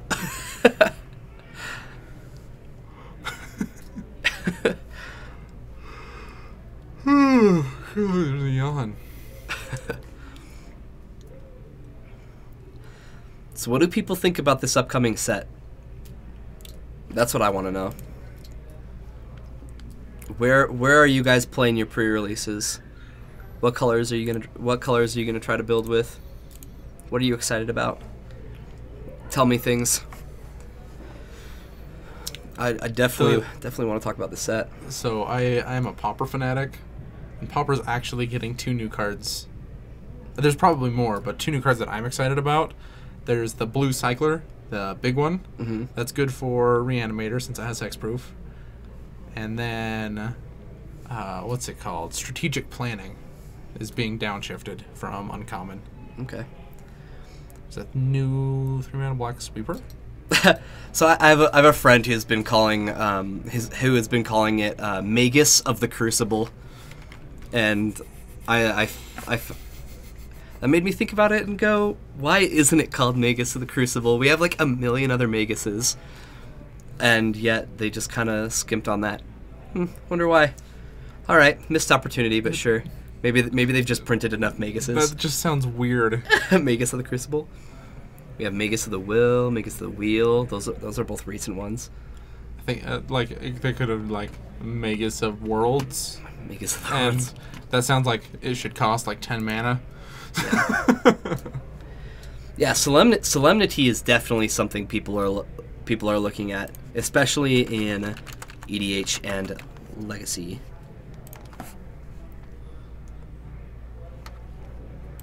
Magus of the Tabernacle, Magus of the Candelabras. Yeah, no thanks. I agree. Crucible doesn't sound any weirder than most of the others. Solemnity. Yeah, we've looked up this card before. Players can't get counters. Counters can't be put on artifacts, creatures, enchantments, or lands. So, Solemnity and Dark Depths is a combo, right? Yeah, so we talked about this last Friday. I'm not sure how many people were there, but the things that people are looking at it in Legacy are mostly in the lands decks, because it combos with Dark Depths, and it also combos with Glacial Chasm. You don't have to pay cumulative upkeep costs with Solemnity in play, and it's also anti-infect. So those are the prime things that people are looking at. That's gross. Mm-hmm. Yeah.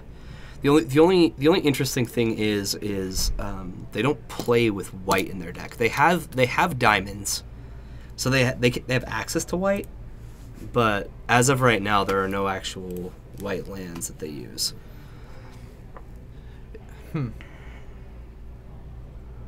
Oh yeah, it is anti-experience counter.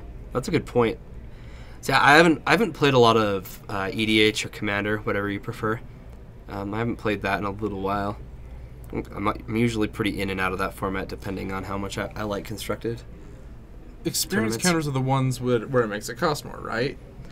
No. No? No, experience counters came from one of the previous Commander sets, and the legendary creature will have an effect that says, if this happens, then you place an experience counter on yourself. And, you get benefits? You get benefits due to the number of experience counters, okay. But this says players can't get counters. So that ruins poison counters. Yeah. There you go. Pull up Marin. M-A-R? M-E-R-E-N. I was gonna screw up our card. R-E-N? Yep, that would be her. I'm heading out. I just wanted to say goodbye to the stream. All right. The littlest streamer wanted to say goodbye. The good-looking streamer. Can you say bye to everybody, even though you can't actually see anyone? Bye-bye. Bye, Andrea. She is growing up so much. So crazy. Yeah. Bye. Oh, she did wave. There we go. Excellent. Good luck with my diaper changes. I will do that. All right. See you, Brian. All right. Here's Marin. We can take a look. So whenever another creature you control dies, you get an experience counter. At the beginning of your end step, choose target creature card in your graveyard. If that card's converted mana cost is less than or equal to the number of experience counters you have, return it to the battlefield. Otherwise, put it in your hand. Wow. So as creatures die, you get experience counters, and once you get enough, all your creatures just kind of hit the graveyard and come back. Right? Yeah. and you just with any stat counter you go infinite pretty quick. Well, it's at the right? end step, so at it's the not, end step. Yeah, it's not infinite. Okay. But this keeps creatures looping a lot, and then you have creatures that like sacrifice themselves, or you have sack outlets, right? Man, I can't tell you how many times where it's like, all right. Is she like Deathrite Shaman's sister? She has like the skull. Instead of bones swirling around. I'm not gonna say yes or no. He has Yeah, if Marin was allowed to stay alive long enough. I know. Every time I've played a Commander EDH match with a Marin player, just every time it hits the board and people are just like, yeah, kill it. Yeah, she is a shaman. That's a good point. Ooh. Is the art Steve Argyle too? I don't think so. Sorry, they can't be siblings if they're not by the same artist, right? I don't know. It's like they have, that's their parent. They have different parents. Sorry. Like us. Yeah, that's as much of the artist that Thanks, TCG player. says. Maybe she's a sister-in-law. There you go, or a half-sister. I think I'm just gonna stick to casting the shamans. I don't know about you guys. And when I say shamans, I mean the Deathrite Shaman. My bad. I should have clarified.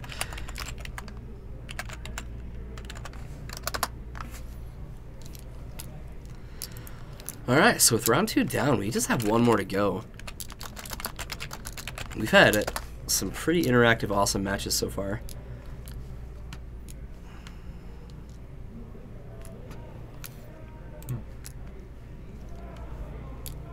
Try not to sneeze. Who's on deck? We are not sure yet.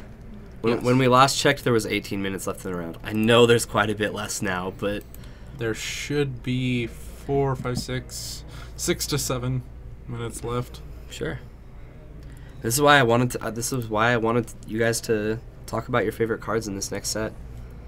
Tell me about your pre-release experience that you're planning. Because for me, I'll start.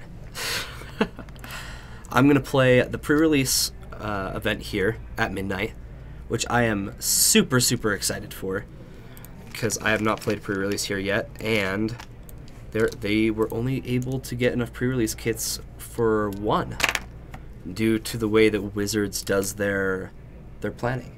Did you hear about this? No. So how Wizards does this is when they look at how many pre-release kits to give a store, they look at the last small set. Well, since this set is a small set, they looked at the last small set and looked at their success, I guess, with their pre-release event, right? But that was like right when this store opened. Oh. And so it wasn't large, and they were a brand new store, which they give a set amount of pre-release kits to a brand new store. So they only qualified for like 50 pre-release kits total the whole weekend. How did you say 25? 45? 50. They got 52. All right. Oh, okay. And so if you guys have seen this store, that is a joke. We fill up this place. We need so many more than what we're being given. So the store owners here, they appealed and they were able to get like 70 something pre-release kits. And we're going to like blow through these all on the midnight tournament, pretty much. Which is just crazy.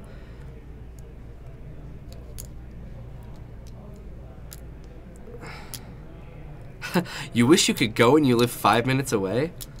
I mean, I guess if you have to work the next morning, I can understand, but...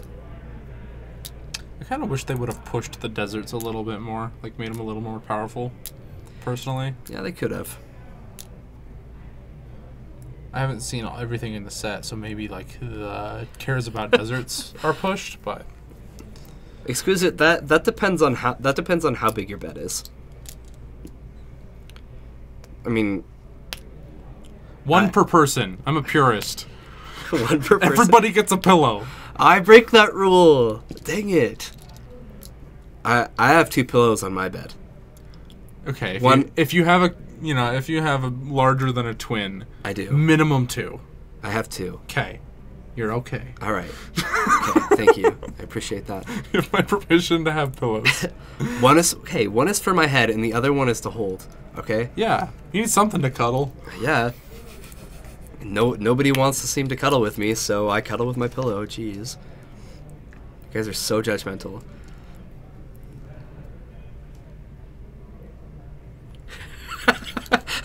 No, at night it's one pillow per person. You can equip it with however many you want during that day. Yeah, sure. Just play your lands in front.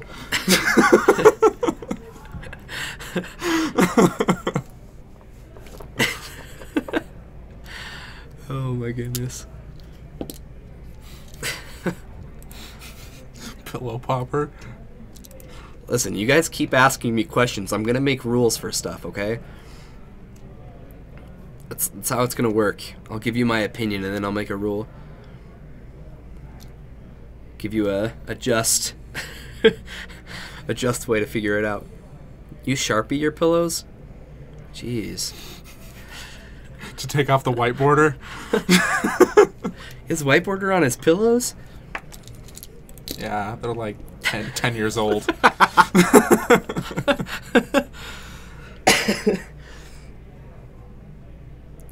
The fumes help you fall asleep.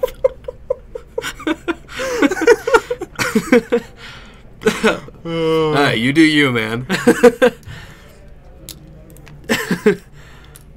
HP condition. Yeah. Nobody beside a Pauper player is going to be excited for Striped Riverwinder, but I am.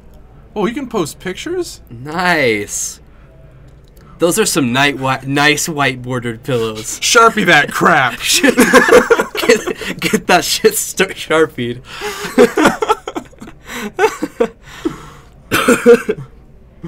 Oh man, that is great.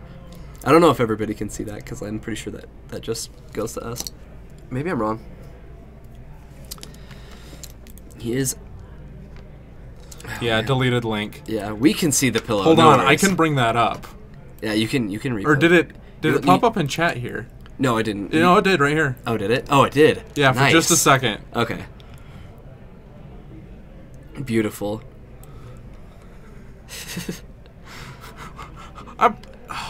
That's kind of. Oh, jeez. You guys are awesome. Oh, I didn't see Mr. Gator's question. Can you scroll up a little bit? He said something about Jund. I know it's poking fun at me. How many game threes can you lose with Jund before they should quit? Come on now. I've been playing Magic for like 10 years now. I have like PTQ top 8s with Jund. I got my first pro point with Jund. Give it up, Leave me alone. Give it up, man. Give it up? No way. Never giving up Jund.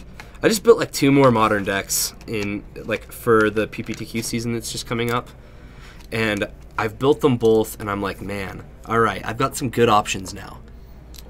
And now I just keep looking at them like, which one should I play? And I'm probably just gonna play Jund. Okay, for modern, I don't care, but yeah, I have Punishing Jund in Legacy. It's been really good for me so far. I think round was just called. I think so. Well, they said pairings are up. That could be for like 3 different tournaments though. Because I believe we have I believe Standard did fire today. I'm not 100% on that, but I'm not sure. I heard something about Standard being run, and then I know that our Modern tournament's huge again. So Yeah. is 4-color waterfalls a thing in What's Legacy? waterfalls? Yeah, I'm not even familiar with that. Tribal waterfalls? I don't think there's a single waterfall. What's this doing there? I don't know, click on it. There we go. And we're live. No. Oh, you mean Cascade? Just Cascade? Oh my gosh. How did we not catch that? I just don't like all the clever naming conventions in Legacy. Oh, it's so funny. Yeah, for sure. Oh man, Bloodbraid Elf is literally my favorite Magic card, so I'm down. I'd play it. I love Shardless Agent. Oh, man. People are sitting down. We should probably get that transitioned over, huh? Sharpless.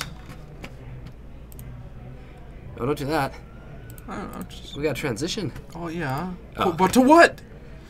To these people. Look, we have the cool Matt again. Okay. Do you remember what his name was? It was probably Death and Taxes, because we had... was Death and Taxes. I know that for sure. Death and Taxes players. Yeah, the last couple weeks, I know we've mentioned it a lot, but we've always said that we have a lot of Death and Taxes here, and we just kind of seem to dodge it until, except for like one round. We'll see like one Death and Taxes round, right? We see it like every week at least once. Right, and then today it's just been a lot of Death and Taxes. They're all over the place. Ah, Gavin says Jeff. This is Jeff on Death and Taxes. My name's Jeff. See, this is why we keep you around, Gavin. Thank you. You know all the people. I need to get to know these people. I'm terrible with names. I'm really bad. This looks like Alan on the right. Alan Wright is on the right. About time. So we have a Death and Taxes mirror on this table.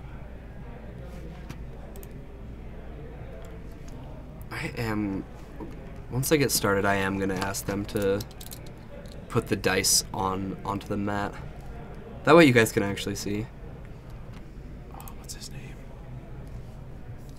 This is Bryce, right? Yep. And we have Bryce on our backup. And he's playing some kind of Delver? He's playing Grixis Delver. And I know we like watching Bryce. That guy is an awesome Delver player. That, and he's pretty good in the booth, too. Let's be real.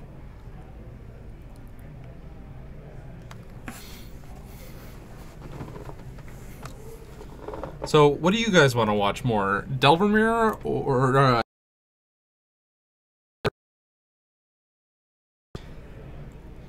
Looks like Sultai Delver? You want to watch a Death and Taxes mirror or a Delver mirror? I can't even decide. I like them both. What flavors of Delver? It looks like Sultai versus Grixis. Kyra greater than Bryce? Yes!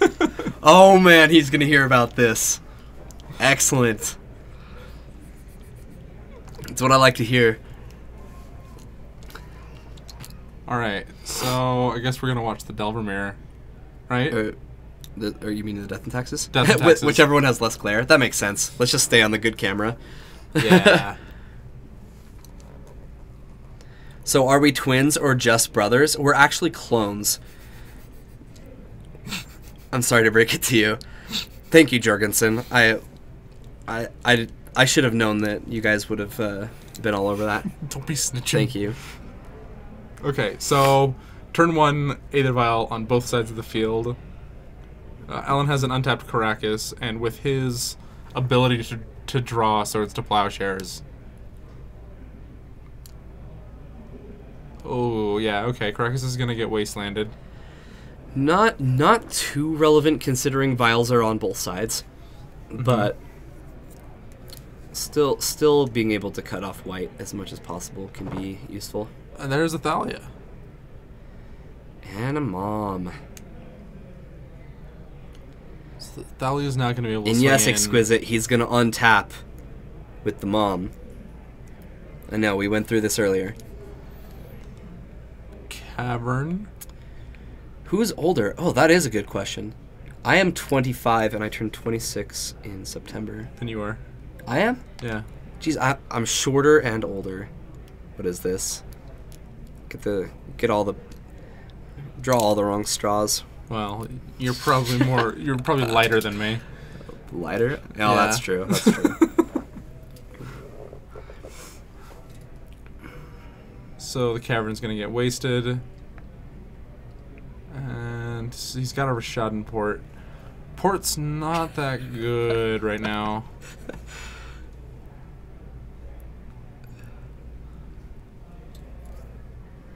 Has ports and 8 tokens. Once again, I'm just going to tell you to do what your heart tells you to do. Exquisite. Yeah, if you're fine with letting them inspect your credit card... Oh, I'm just going to take a note here real quick. Don't mind me. Oh, jeez. Yeah, use your social security card, too. Yeah, do that. So, there's a Thalia mirror. Bounce your... Yeah, use Caracas to bounce your dude. And put it back into play. Oh, gosh. And Flicker Wisp. All right. Okay. So I feel like Jeff is pulling ahead here. Yeah, that was really strong. Yeah, and with the mom to back this up, this is huge. So he can play Revoker. He can't name a land, but he can name Vial if he wants. That seems iffy, but...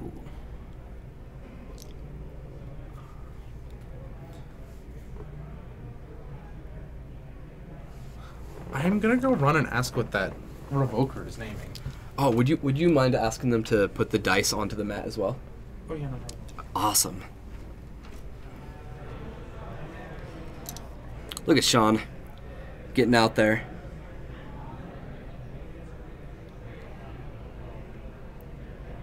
Yeah, he would probably name Mom, but Naming Mom. It's Mom. Yeah. So Revoker is on Mom. Yeah, I mean, of course, it's instinctive to think that he would put it on Mom, but he could name Vial. I know he has his own, but I guess the option's there. He could also name Rashad and Port.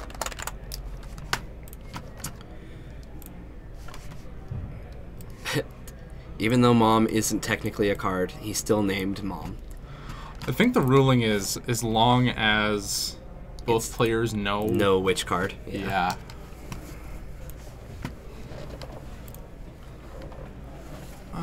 What color? I think black is better. I'm not sure. Ooh, black is better.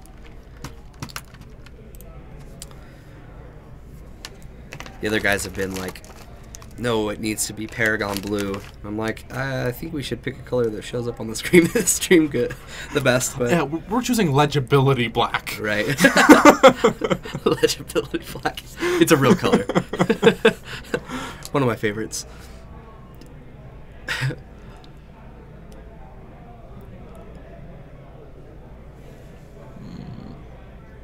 So he goes and gets a Revoker with his Recruiter of the Guard. His own Revoker. This could just lock Alan out of the game, and he could take his turn naming Vial. Also, he could just make me run outside again. Yeah, Jorgensen, you're absolutely right. That is a good reason for him to not name Vial. I think the ruling came after, like, someone said Borborygmos in a standard tournament, and the guy played Borborygmos and raged, and it was named on the wrong Borborygmos, and the guy didn't know that there was another one, because it was, like, 6-10 years earlier or something, and he wasn't playing then, and it got him. Wow. I should probably make sure that you know which one.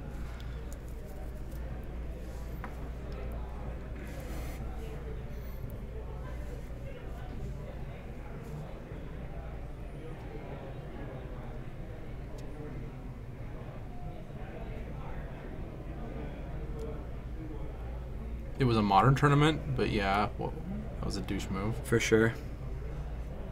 Yeah, that is pretty rude. Yeah. I mean, it's like a professional thing, and it's for money, so I can see why someone would do that, but I would rather take the high road. If I didn't win and win in a fair way, and when I mean fair way, I mean like a legal, within the game way that's not sketchy, then I don't feel good about it. So yeah. Okay, so he's gonna he's gonna flash in the Revoker.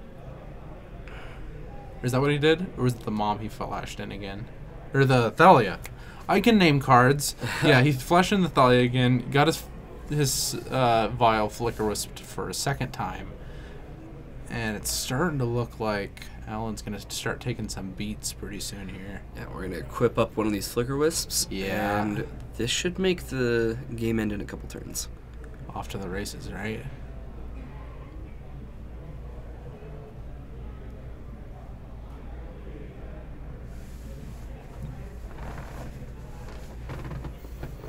Alright, Swords to Plowshares. There we go.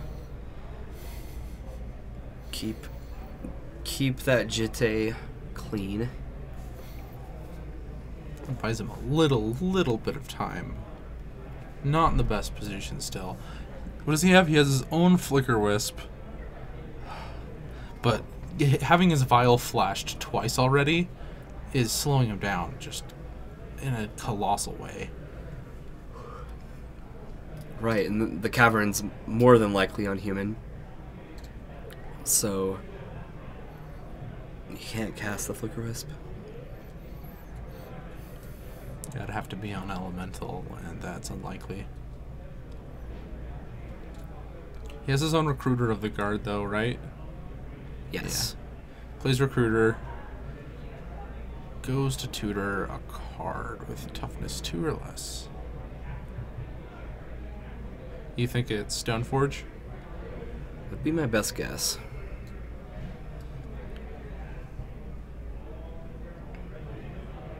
Revoker. Another Revoker. Oh, to try to get rid of that Jitte. Yeah. Yeah, it's definitely something that's worth doing. So he's taking a reactive role here instead of a proactive one. The Jitte is going to get counters on it, but he's going to force him to spend them immediately. I think the work will have been done. It'll free up the mom. It'll kill the Thalia. Says, equip my Flicker Wisp. Do I get to attack?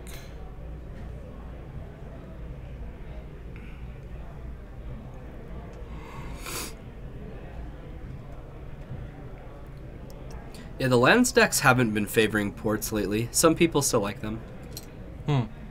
But most of the lands decks are on Ghost Quarters. I've seen at least. The Ghost Quarters seem better. Like, the only reason to run ports over it, I feel like, is so that you can keep lands in play. And your curve in the lands deck is so low to the ground. Yeah, it shouldn't matter too much. Alright, so we've got some counters. If he doesn't just blow all of his counters immediately, there's something wrong. And it looks like he's going to do that. Do I think Port will be reprinted soon? Well, I think Iconic Masters would be a decent place to do it. I don't necessarily think that they will or not.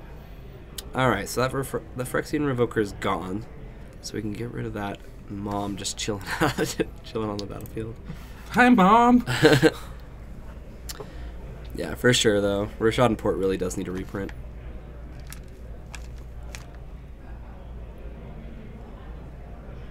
Yeah, it might be a better place. Masters 25. I already own 3 ports, but I am always in favor of them printing more cards. For sure. Like, it'll just make buying my 4th one that much cheaper. easier. Yeah. I have them for stacks. For stacks. Yeah. Nice.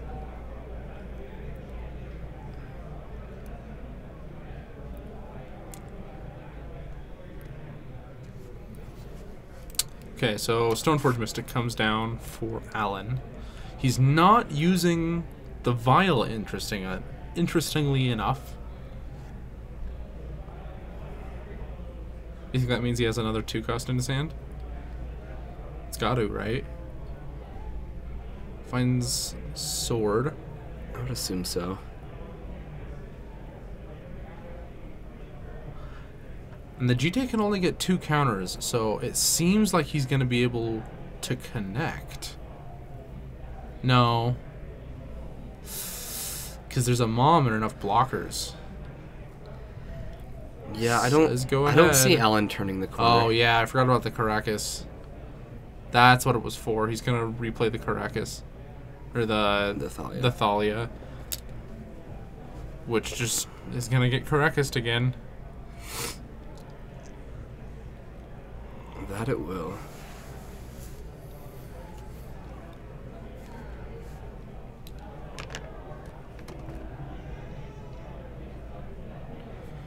Mom leaves the board once you're an adult.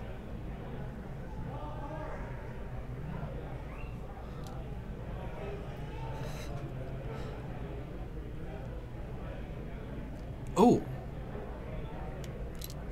I know, right? Isn't that when you need mom the most? And then they just abandon you? So he uses the vial to flash in the Revoker, and he protects the Stoneforge Mystic, you know, before combat. Right. Maybe there's a chance. If you can start connecting with that sword. He just needs one land to be able to do that, too. Because Mom can't protect against Phyrexian Revoker. Isn't that interesting? That is interesting. He can just throw the Recruiter of the Guard in the way. Yeah, I think connecting may be a little too hard. If he can grab a Mom, though, of his own, it's feasible. He's at 4. That's true. I don't even know if he can make it past this next combat.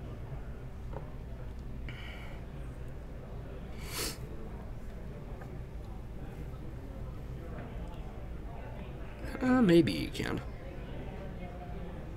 The Revoker makes it so the Mom can't. Oh. Okay, here we go. That's exactly what I needed to do in reaction. Yeah, that needs to be Oh, a Batterskull. Batter Skull! Yeah. I was gonna say, if it's not Batterskull, then I would expect. Mom, get the camera! Okay, draw your card for turn. It's an Aether Vial. Ooh. FC Reaper, I am not entirely sure. I'm usually just here Tuesdays and Fridays for Legacy. But I can definitely get that information for you. Or if you go to Paragon City Games Facebook page, they have their entire calendar there. You are welcome to look at that.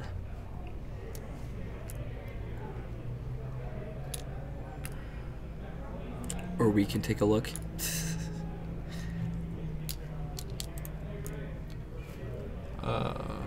If I knew how.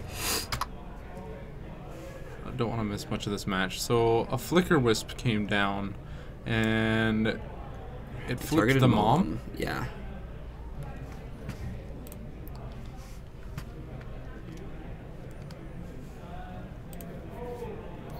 Flippin' Mom.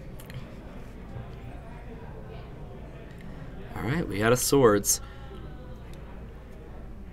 So this is going to make it so he can use the Jute counters.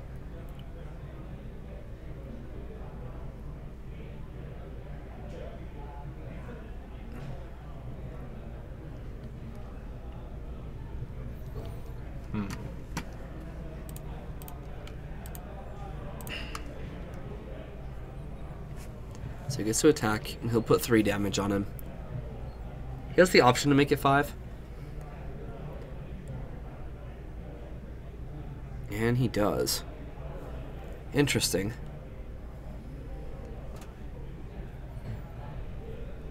Is there a reason he didn't just kill him? Yeah, there was only one. He had to use one of the counters on the Jute. Oh, and he got those 2 counters Yeah. after. Yeah, so he only had the one to pump it to give +2/+2. Doy. Yeah. So the Mom's back in.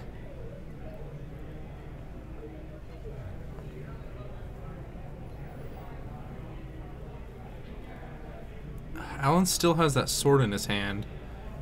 Has he drawn a land yet? It looks like that's a wasteland.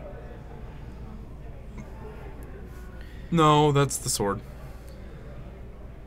Definitely the sword. Yeah, he says attack you with this. Start by attacking. And he's trying to think if he wants to play around swords or not. I don't think he can. Oh, interesting. He's thinking about giving it -2/-2 and blocking with Thalia. Oh, that is way interesting. I didn't think of that line. I don't love it, but if he has no interaction, then it's going to look really good. Which, he does have Flicker Wisp, so he's going to interact in one way or another. It's just going to look awkward.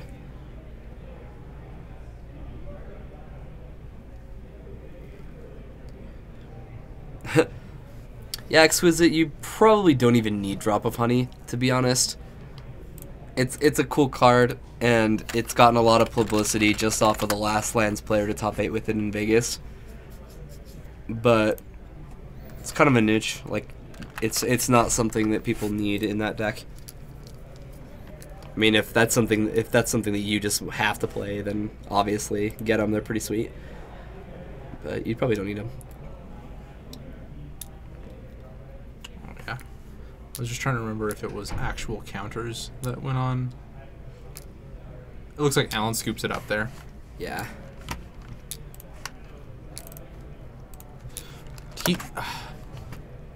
Alan scooped it up, I thought. Yeah. You're right. There we go. Awesome. I'm getting hungry. Oh, me too. When I get hungry, I get stupid. Let's keep this guy fed. Oh, jeez. But I think that game, like, really showed how resilient the Death and Taxes deck is. Oh yeah. Like, he was just getting beat down over and over, and I never felt like he was completely out of that game. He had all right, Mr. Gator. Wait, let's take a look at our other match while. Oh, something to mention, Exquisite. Since Drop of Honey's in Legends, it might not come down ever. Just a warning. Every card from Legends that's ever had a reason to be raised in price has never gone back down. Drop of Honey's good. And Drop of Honey's a decent card, so... Alright. Just warning you, so it might not drop. 2 Tarmogoyfs against... a Deathrite and a Gurmag. And it looks like he's got a number 3 placed above the Tarmogoyf, so I would assume that means it's a 3/4.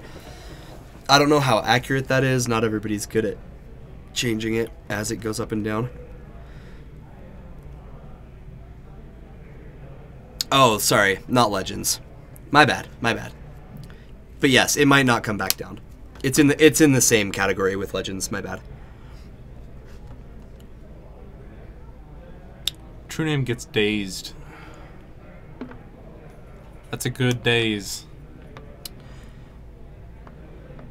Yeah, that's Iniquities, right, Jorgensen?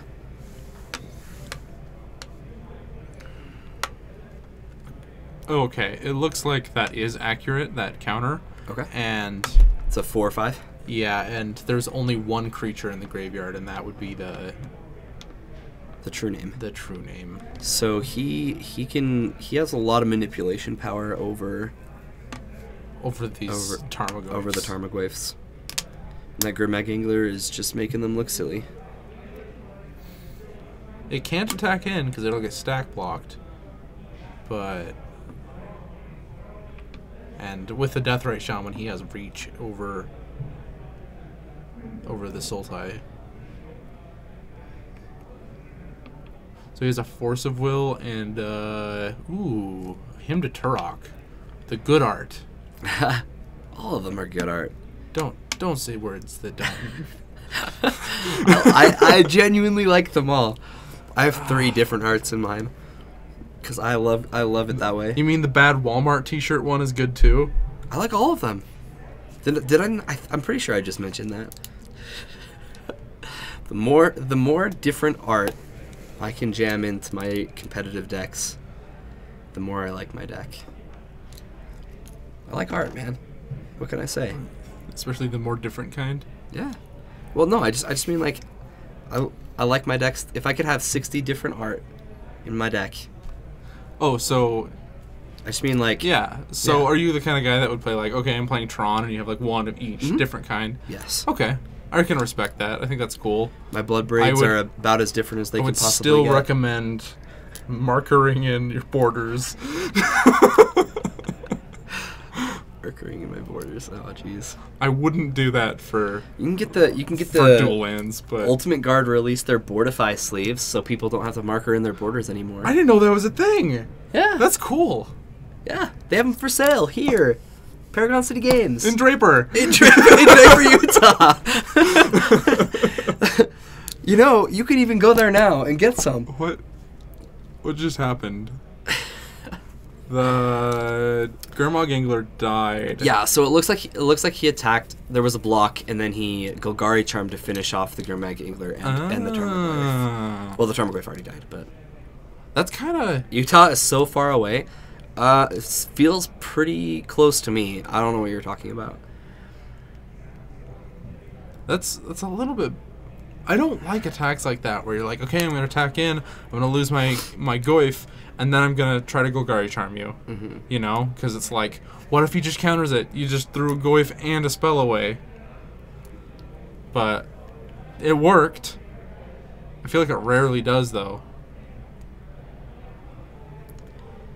Do you guys know if there are white Boardify cards? Because if so, those are the ones I want. I want white Boardifys. Gag me with a wooden spoon. That's what, I just said I'd get white Boardifys. What more do you want from me? I really don't like white borders. I love them as long as they're clean. If they're pretty played, then the white borders look So bad. the Sultai list found a Hymn to Turok, some other blue cards, and he already had a Force of Will in his hand. There are white Boardifys. Oh man, guess what I'm getting? Oh guys, guess what I'm getting? Beat up in the parking lot.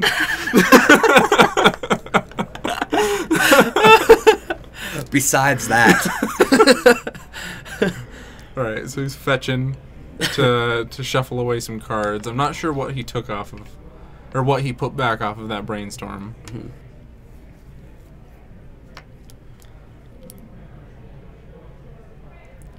It looks like Sean wins the night.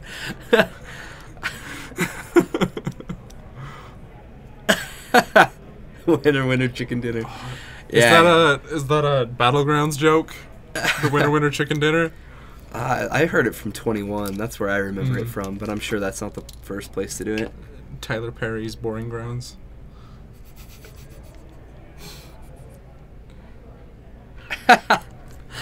Are you kidding me, guys? I just like roll over in a fight, and just like hope that everything turns out okay.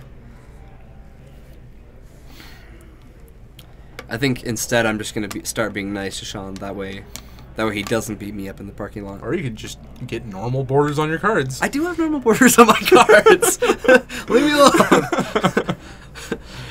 Just the threat of me getting white Boardifys is enough to fight me in the parking lot. That is a scary thought. Okay, so the Tarmogoyf is finally coming in. He's pretty behind. Yeah, it's gonna be close. Like, he has lethal on board. That was a voice crack. Yeah, he does. It's almost like this attack was just saying, "All right, you got it," because there's nothing else he could have done. Yeah, he's like, okay, let's scoop it up. Should we go back and check on what's happening in the other match? Yeah, sure. Let's do it. Vile. Look at that. Mr. Gator's going to buy me some white Boardifys. All right. See, I'm not even going to buy them. All right? Just next time I need some perfect fits on my cards, I'm just going to be like, oh, these are the only ones I have. Just leave it up. See what happens. Experiment for the week.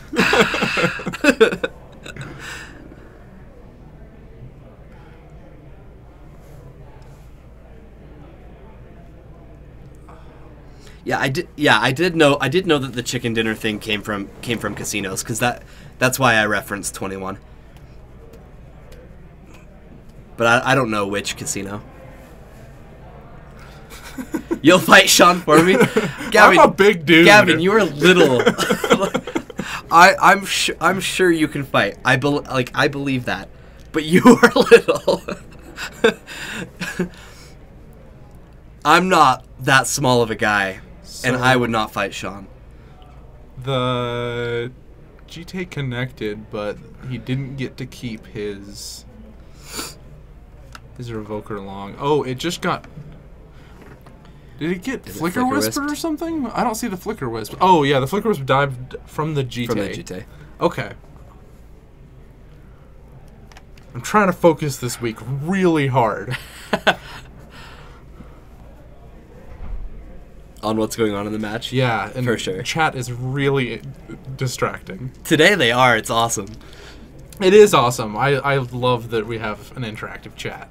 It's way better than when we started, and it was just like us talking at a screen. That's what's been nice is you've been much more involved in the matches than I have, and I've been interacting with chat. It's been fun. Gets disenchanted opening up that GTA again. Coming in, he's gonna get up to 3 counters now. Chat better than players, for sure. A bottle comes rolling into the play area. Oh, that's awesome, Gavin. I didn't know that.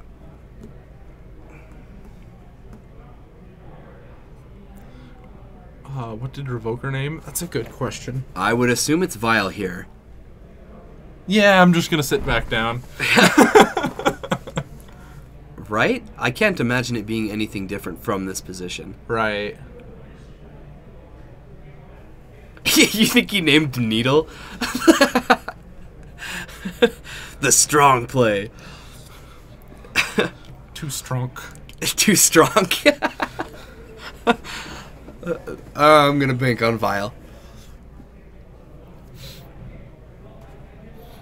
I think oh man. So his wasteland is tapped down for now.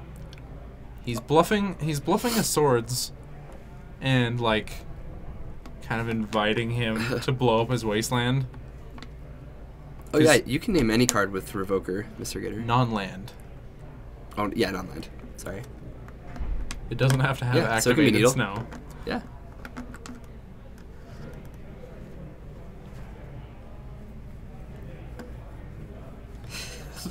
It doesn't have any activated abilities yet, Jorgensen. They should print. You never know. They should print a Revoker for triggered abilities, or something like that. You know, like a Torpor Orb type effect on a creature. Yeah. Torpor Orb would be. I mean, there. I guess like Hushwing Griff, is that what it's called? Does that? That sounds so familiar. I think it was in Magic Origins.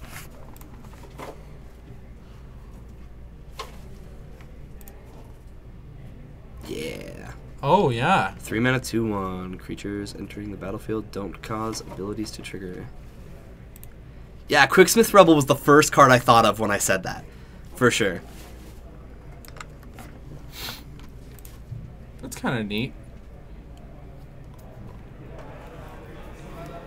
It's not as cool as, I don't know, like Vryn Wingard or whatever, because I just like tax effects. Oh, Vryn Wingmare. Yeah. Wingmare. Mm-hmm. Wingard. Wingard. They're all the same thing. Some 3 mana flyer with a hate effect. Flap, flap, tax, tax. Flap, flap, tax, tax. Okay, so I'm gonna put that on a pillow. Recruiter of the Guard went and got him a Flicker Wisp.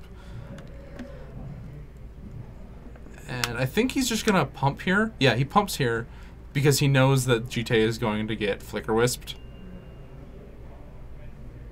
Yeah. Ooh, Batterskull. Yeah, just play Batterskull.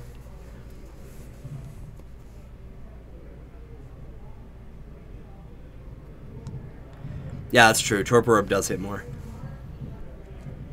Would Rebel work in red-white taxes? I mean, it'd work as long as you actually could reliably cast it, which I would say probably not all that easily. Unless we missed a really quick match 2. We're going to match 3 here. Yeah. Definitely force that third game. This is the finals for the night. There's no round 4. Nope, no round 4. And we're going to be gearing up for that pre-release. Oh, man. I'm not sure who's undefeated, this table or this table. Oh. I bet you both were.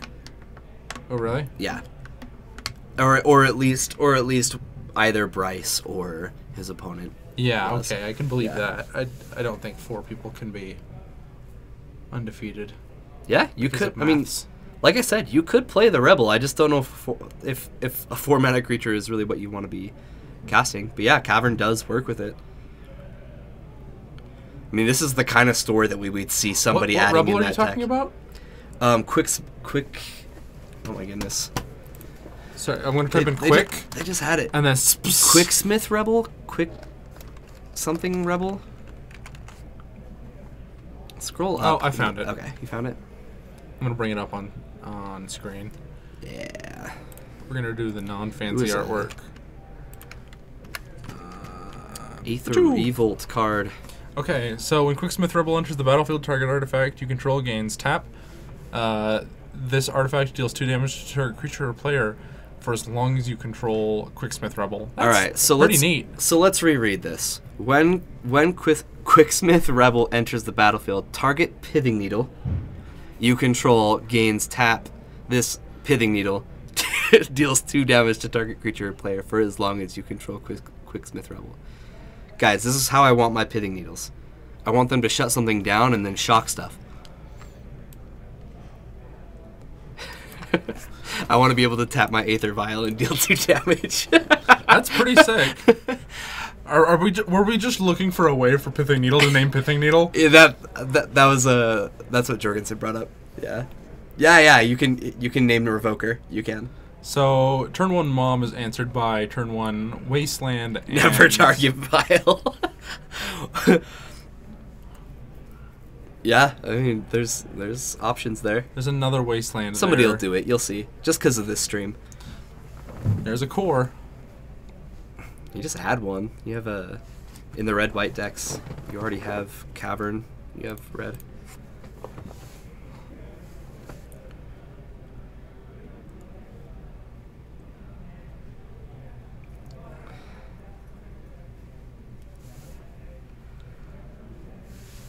Yeah, see, you can target your Jitte. Then your Jitte can tap to deal 2 damage. That's better than Vial. There you go, Jorgensen. You happy now? You can equip equipments without it really doing anything. Yeah. While it's equipped, it can tap. Yeah. Yeah, it's pretty awesome. When people attack with their creature that's equipped and turn them both sideways, a little part of me dies. I'm like, you're like, that's not tapped. Get that sucker back out there. What if you played a Clock of Omens?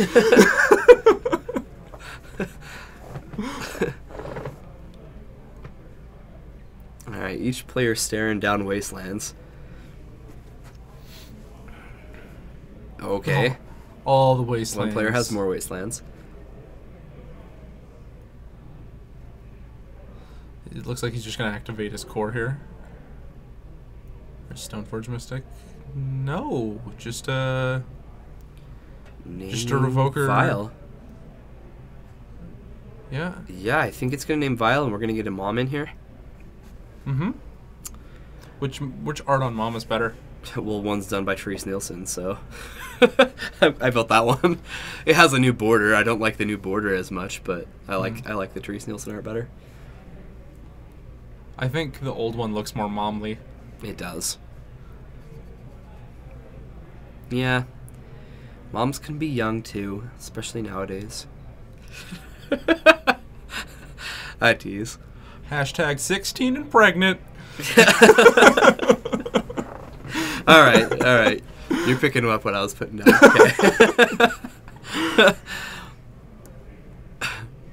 Oh, this invocation is Containment Priest. Yeah, it's Containment Priest.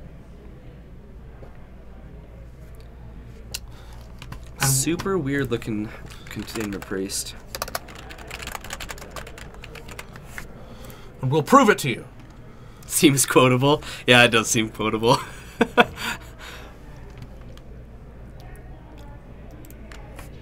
Oh, are you gonna no, don't add that to our quotes. Come on now. Jorgensen, mercy. Well, what? The hashtag? Yeah. No. Whatever. Oh, what was the quote that you saved for us last time? It was freaking hilarious. Okay, we see another Stoneforge Mystic come down for Alan. You're awfully tempted. It was pretty good. I'll admit, it was pretty good. That makes way sense. Yeah, that makes way sense. No, he can save quotes. You can save quotes for us. The MTG bot does that? I've never tried to do it. I don't know how Jorgensen does it. He's the only one who's done it, so I honestly don't know. I've never messed around with it. I bet you, to start, you probably Google it. Well, of course that's how I would start, but I'm not curious enough. Oh, that's so funny. That makes way sense. Who was that? Was that Brian? Was that Brian who said it? Jorgensen? That makes way sense. Yeah, it is super dangerous, for sure. Super dangerous. Moms can be young, too. Hashtag 16 and pregnant. Oh, man. Terrible. Terrible. Why are we saying these words? Oh, it was Bryce. Yeah, it was Bryce. That's right. That makes way sense. I'm going, oh, yeah. Way sense, huh? That's nice. And then Jorgensen was like slamming it. I gotta focus. You guys are being too funny. Oh, okay, sorry. so we got a GT on the Phyrexian Revoker. And it looked like it connected.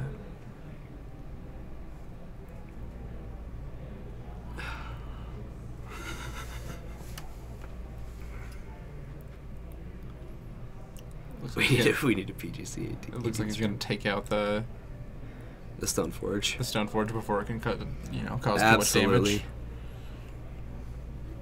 His own containment priest is shutting out that vial.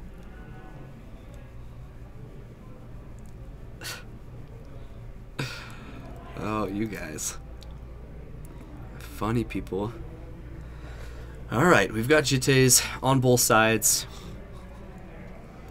But I don't think that Alan's gonna be the player who jumps back into this one. Yeah, there's a third Wasteland. I'd be surprised if we didn't see a Wasteland get fired off. Yeah, he doesn't need to, but Vial on 3 is bound to throw something in here. But there's a Containment Priest. Is it just opponents? Yeah, no. That's right. He just keeps the Containment Priest alive. Is pushing himself off. That's true.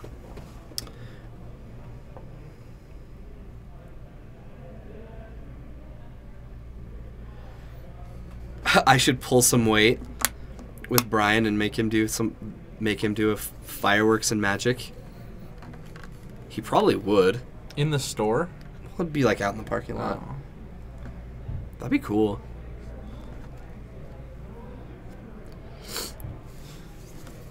Yeah, see, Utah gets 2 firework days, unlike all you other states. Do other states not do fireworks on their... It's a Utah holiday. The 24th. I know, but don't they do that on their, like, become a state day? Like, I'm sure New Jersey has, like, New Jersey Day. Yeah. What? Is it, like, Pioneer Day? Is that what it is? It's Pioneer Day. It's when Utah Bryce? became a state Gentlemen, or something.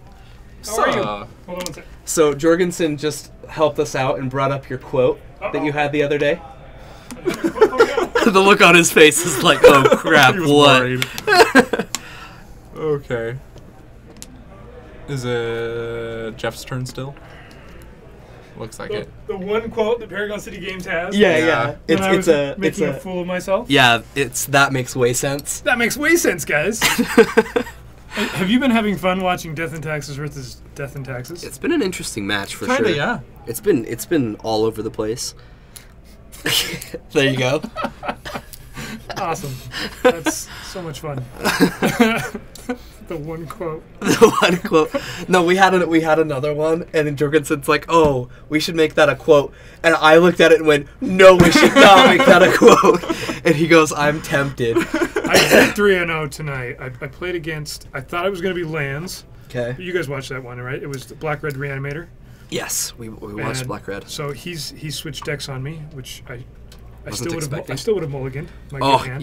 your zero lander was beautiful. Like we were watching that match, and we just looked at it and went, honestly, I think that's okay to keep. And you kept it, and it you worked. won, and it then was and then I drew a Wasteland, though, as my first land. Yeah. That hurt, but Yeah. it worked out. and you won. It was awesome. I wasn't really on board, but He wasn't. I was. I looked at that and said, okay, what 6 is going to be better than this? If I get a land and a Delver and a Brainstorm, whatever it's going to be, I need this interaction. And it worked out because either he was going to take apart my hand yeah. and not have much else, or I was going to be able to exile all his Reanimator stuff. All right. So Jorgensen wants me to tell you the quote that we had. Okay. Okay. That And means he you have wants to it say to be again. in your hands. So we were asked which mom we liked more, the Therese Nilsson or the older one. Right. And so we answered, or I said- answered. Yeah, okay. And I said I like the Therese Nielsen art, and he said, yeah, but the other one looks so More momly. Momly, yeah, that one looks more momly, and I'm like, hey, moms can be young too, and then he goes hashtag 16 and pregnant. You can add that one. That's as long as there's more than just my quote. I'm all right, hands of fate. Oh my god. Well, I'm sorry you guys get to just watch So this, selfish. this Death and Taxes versus Death and Taxes going on and on and on. What's wrong with that? Under the bus we go. Right? Yeah, absolutely. For sure. What was round 2? What did you guys show round 2? Death and Taxes versus Death and Taxes again? We saw Death and Taxes versus Eldrazi Taxes, and then our other matchup, I believe, was Delver, Okay. wasn't it? I think that was the round, yeah. Unless it was the one where there was just a whole bunch So- of Death and Taxes. It So, was Delver versus Death and Taxes. oh, maybe it was. Yeah, Delver it lost. was. Delver lost, yeah. Yeah, we've seen just Delver and Death and Taxes today in our 3 rounds, and I then that played Reanimator And deck. one Reanimator. Yeah. So round 2, I played an interesting deck. It was kind of a Nick Fit deck, right? Because it's Okay. playing Veteran Explorer, which as soon as you see Veteran Explorer, you Why assume. did we look at that? Nick- I don't know. But he was playing Starfield of Nyx Ooh. as his, so it was kind of spicy, and he was able to get the sandworm Thank you, Jorgensen. the sandworm new card where you make a 5/5 and flying creatures can't attack. Oh, yeah. So he told me round 1 he was able to put that down like turn 2. Ooh. Yeah. So Ooh there. which against Delver beat Delver. Mm-hmm. I played him round 2, and so obviously I Yeah, was able you to were pull it able out. to win. But I was surprised to see. I didn't know. When you have an opening hand and you see Veteran Explorer, okay. And some of the cards were definitely there. Right. You expect, but I have not seen that Starfield and Nyx played in Legacy. Sandworm conversion. Convergence. Yeah. Well, Yeah. I mean, I'm talking on stream, so of course I'm not going to think of any cards ever. Ever. All right. Well, I'm going to leave you guys to. Awesome. Thanks to for have stopping in, fun Bryce. finishing this out. All right, so this has been super interesting watching the Containment Priest literally shut Alan down and not hurt Jeff at all. Yeah. And now that there's two moms, he can't really get through with this Containment Priest ever? Like, Not easily. oh, that other mom came down last turn. So this is his last chance, Okay. right? And is it just in the nick of time so that he can kill them?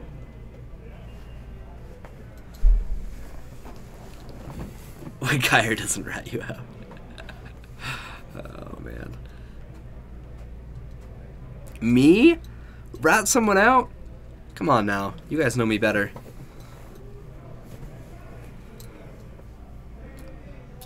Alright, so he ticks up his vial, gets a card, and it doesn't look like he likes it very much. Or he's just thinking. Well, he's got a decent amount of cards. He just really can't cast them all. He's having to constantly address. You're talking about This Jeff? JJ. Jeff has one. Oh yeah. Oh, Jeff's drawn card. Yeah. Okay, my bad. Does Alan have any in his hand? Is he just holding them under the table a little bit? I think he has 4 cards. It was just a port. Yeah, and He wastelands away. relentlessly ratted someone to death. No, I have not. It's not something I've done. I have, however, pack ratted someone to death. aren't relentless rats like? They get bigger the more you have, and you can play as many as you want in your deck. What about price? Yeah, they have value because I know because they don't everyone stop who at has 4. them needs 40. No, I think typically you want like 15 or 16. Yeah, okay. They're all like, They're like $150 to Yeah, $2. I don't know if I want to spend like Like 40 bucks being a troll and then losing. Hey, you get pack rats in that deck too. As it turns out, that card's pretty okay. The only deck that I've ever seen win with those is when they had the artifact that gives them Ripple. Wait, are you talking about Relentless Rats? Yeah. I've never seen a deck with Relentless Rats do all that well. I mean, it didn't do well, but it won a game. We should bring Jorgensen and Exquisite to Utah for a Tuesday night. That'd be pretty sweet. We have some other regulars that aren't here tonight that I'm sure would love to do the same. You guys are from all over the place, though. I don't know why you guys aren't in Utah. It's weird. Well, actually, I do know why, but... Come to Utah. We don't have gambling. We don't have gambling. We have not as good beer. Yeah. Come, stay. Regret it. Regret it. All right. There's a Batterskull. Okay, he's gonna shot and port him down. Utah's the vanilla ice cream of states. Hey, man. Hey. Even though there may be some Can't we be like orange Jello or something? Even though I acknowledge that there may be some truth to that, without vanilla ice cream, there are a lot of flavors don't exist. Just saying. Just gonna throw that out there. I'll let you do what you will with it. Alright, this board is clearing right up. Yeah, there's no creatures on Jeff's side anymore. If he had a good creature, he might just windmill slam it, but he has the vial, so if it was a 2 CMC, maybe not.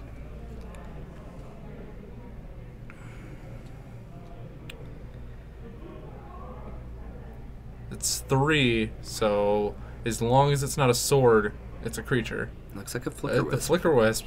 Just don't know what to hit there. He's definitely hitting Vial. Yeah.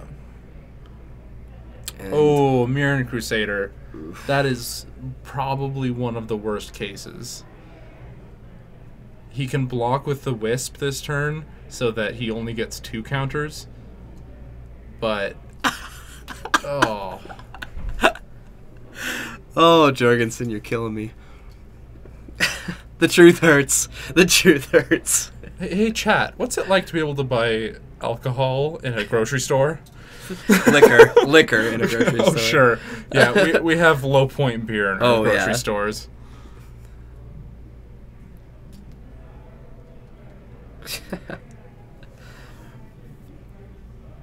Gavin, you live close to Hill Air Force Base, though. You can get good beer there. You just need to know somebody.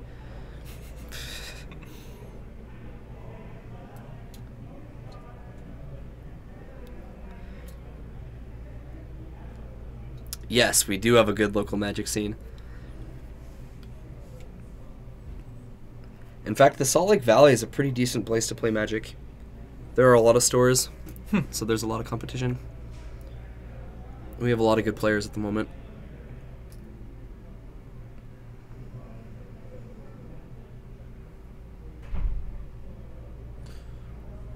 Alright, let's see what Jeff drew. Or what's he gonna do with Ah! this mana. See, Gavin, I called it. That's where my buddy gets all his beer, and that's what I drink. My Roger works up there, so.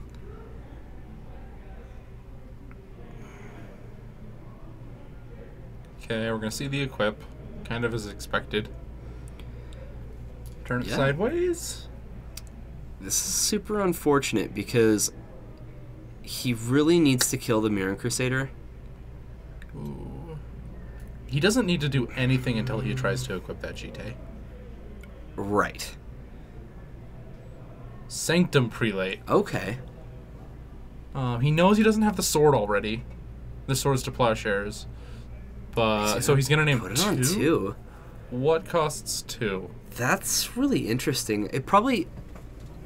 Why would you put it on 2? Disenchant. Is that it? Is he gonna... Okay. Remove a counter, kill the Flicker Wisp. And that's gonna do it. So it looks like Jeff gets it. Nice. Yeah, there was a disenchant. That was a good call then. Really good call. I'm gonna switch back. Okay. Yeah, nothing. Looks like we're done for the night. All right. I'm gonna miss you, chat. You were crazy this week. Yeah, you guys are awesome. I think this is... In this 3-round tournament, I swear we've had more things said in chat just during this one than like our than our past 2. It was great. Oh, you'll miss us, brothers? Clones! Look how defensive he got. Jeez. Get it right, Exquisite. Come on. We're clones. Jeez. Next time, it'll be Tuesday. All right. I'm gonna be here with Bryce, and we are not cloned. Me and Bryce. We actually look quite different. I would know. I checked. All right. Ready to go? Yeah. You want a couple? You want a couple minutes with chat? Yeah, I can talk to chat for a minute. Okay. Before people. Yeah. I'll close out the stream if you'd like to. Yeah. Go and interact with people. Yeah. I at least need to stand up. Probably won't stay on for too long, but... Why are there 2 of you on stream? Oh my heck. We just went over this. Jeez. Do I get to play Magic anymore? That is a good question. So...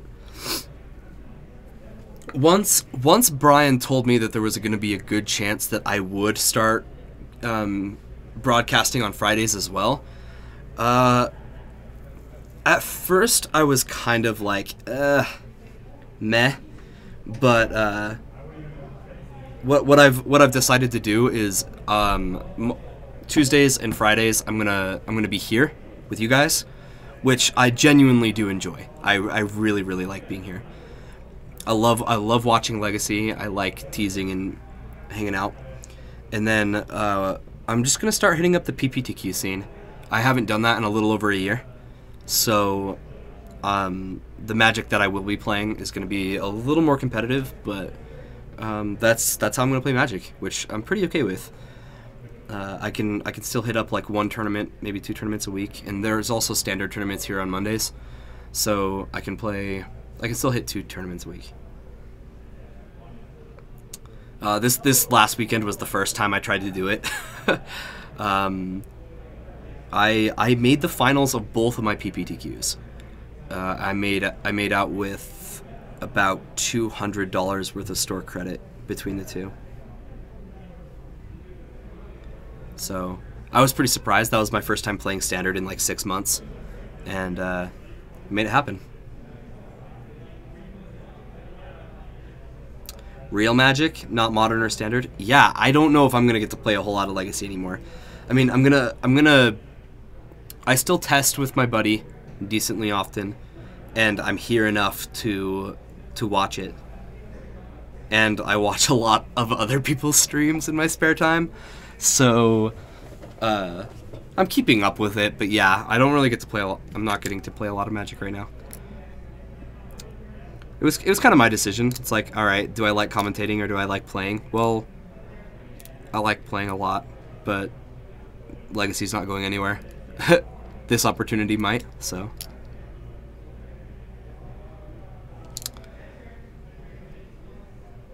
Yeah, as long as I get to test and stuff, for sure. I mean, I'm still playing, right?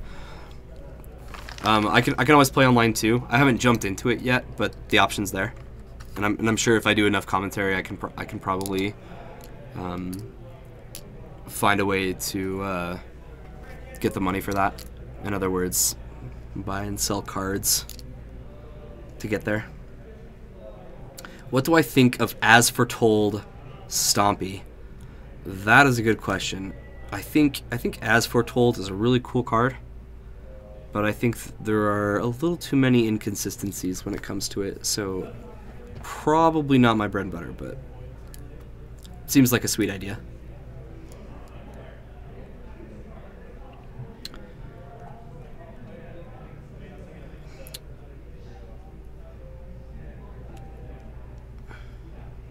Yeah, Dragon Subby's good.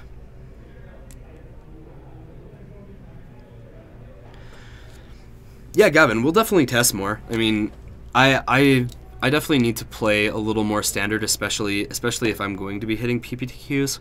However, since the PPTQs are transitioning into modern, I'll probably be playing a lot of modern. All right, later.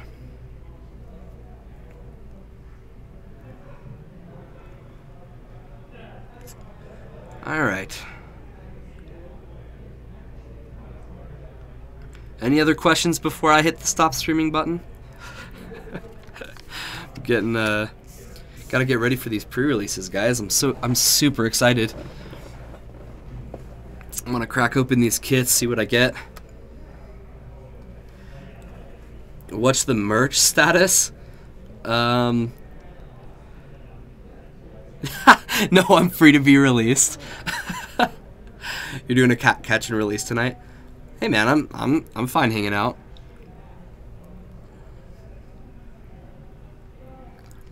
It's just fun to have me online. Awesome. I'm glad that you were able to stick around and enjoy. But I can go offline now. Alright. Alright guys, I'll head out. I hope you guys have a great night, and I'll see you later.